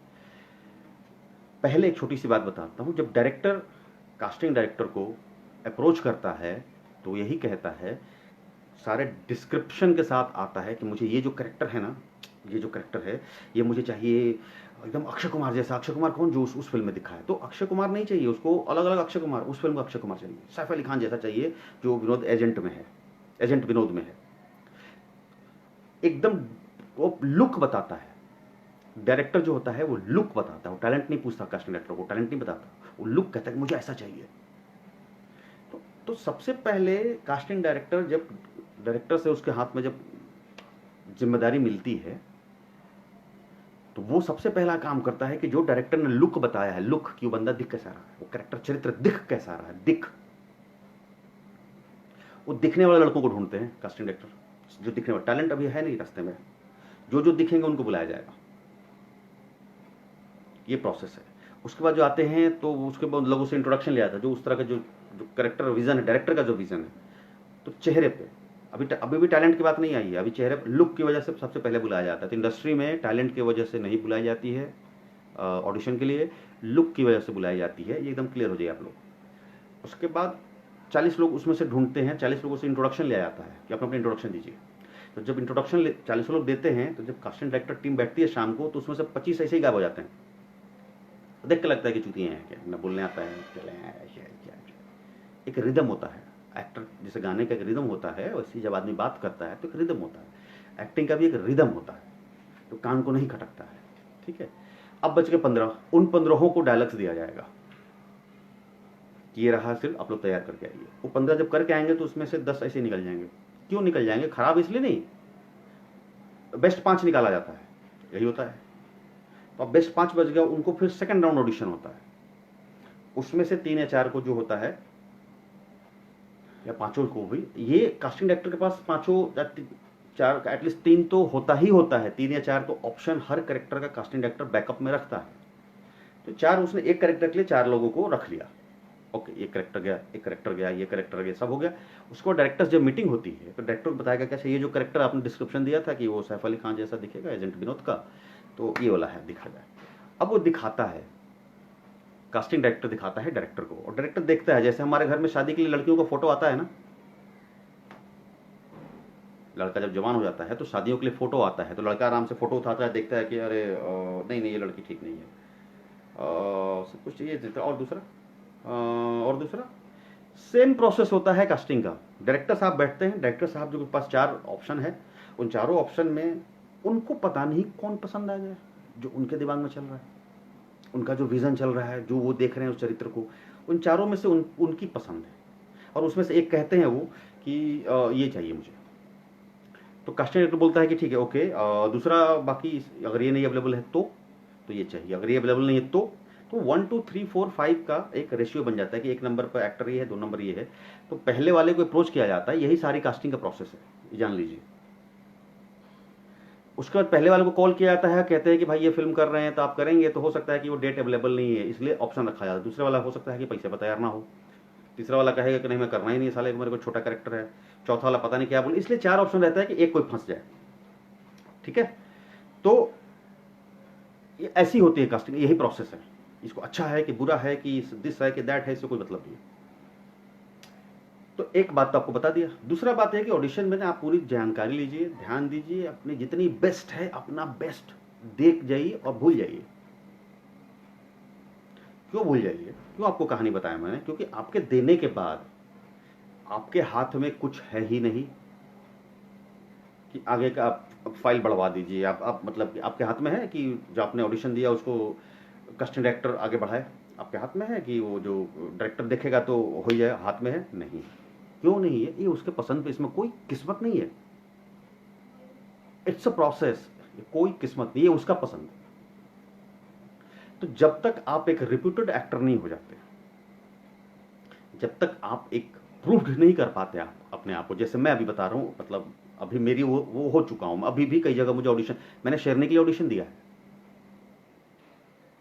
शेरनी के लिए मैंने ऑडिशन दिया है। ऑडिशन इसलिए नहीं दिया कि मेरे अंदर टैलेंट है कि नहीं, ऑडिशन इसलिए दिया कि क्या उनके जो दिमाग में विजन था वैसा मैं दिख रहा हूँ। ऑडिशन ये भी होता है कई बार, ऑडिशन जैसे कि अगर हम लोग बच्चन साहब की फिल्म कहें हम, अग्निपथ, तो अग्निपथ फिल्म में क्या आप नसरुद्दीन शाह को देख सकते हैं? नहीं देख सकते, वहां हमको बच्चन ही चाहिए। दोनों के टैलेंट में कोई कमी नहीं है, लेकिन वहां बच्चन चाहिए। जहाँ नसीर साहब है, वेडनेसडे में नसीर साहब है, तो नसीर साहब चाहिए, वहाँ अमिताभ बच्चन काम नहीं आएंगे। तो इसलिए भी ऑडिशंस होता है। ये दिख कैसा रहा हो, तो जब तक आप एक रिप्यूटेड एक्टर नहीं हो जाएंगे तब तक आपको इसी प्रोसेस से गुजरना पड़ेगा। ये अच्छा है कि बुरा है, ये आपके हाथ में नहीं है, या तो उसमें फंसना है, नहीं तो उसको क्रॉस करना है। तो मैं अभी शेरनी तो खैर छोड़िए, बाकी सब जगह पे अभी मैं उस लेवल पर अभी अब आ चुका हूँ कि किसी भी कैरेक्टर में मुझे फिट किया जाता है। जैसे नवाज हो गए हैं, चाहे जो भी जो लोग हैं आज के डेट में, जो बड़े जो भी है, तो अब वो कैरेक्टर के अनुसार उनकी डिमांड नहीं होती है, अब कैरेक्टर उनके अनुसार होता है, वो कुछ भी कैरेक्टर कर सकते हैं।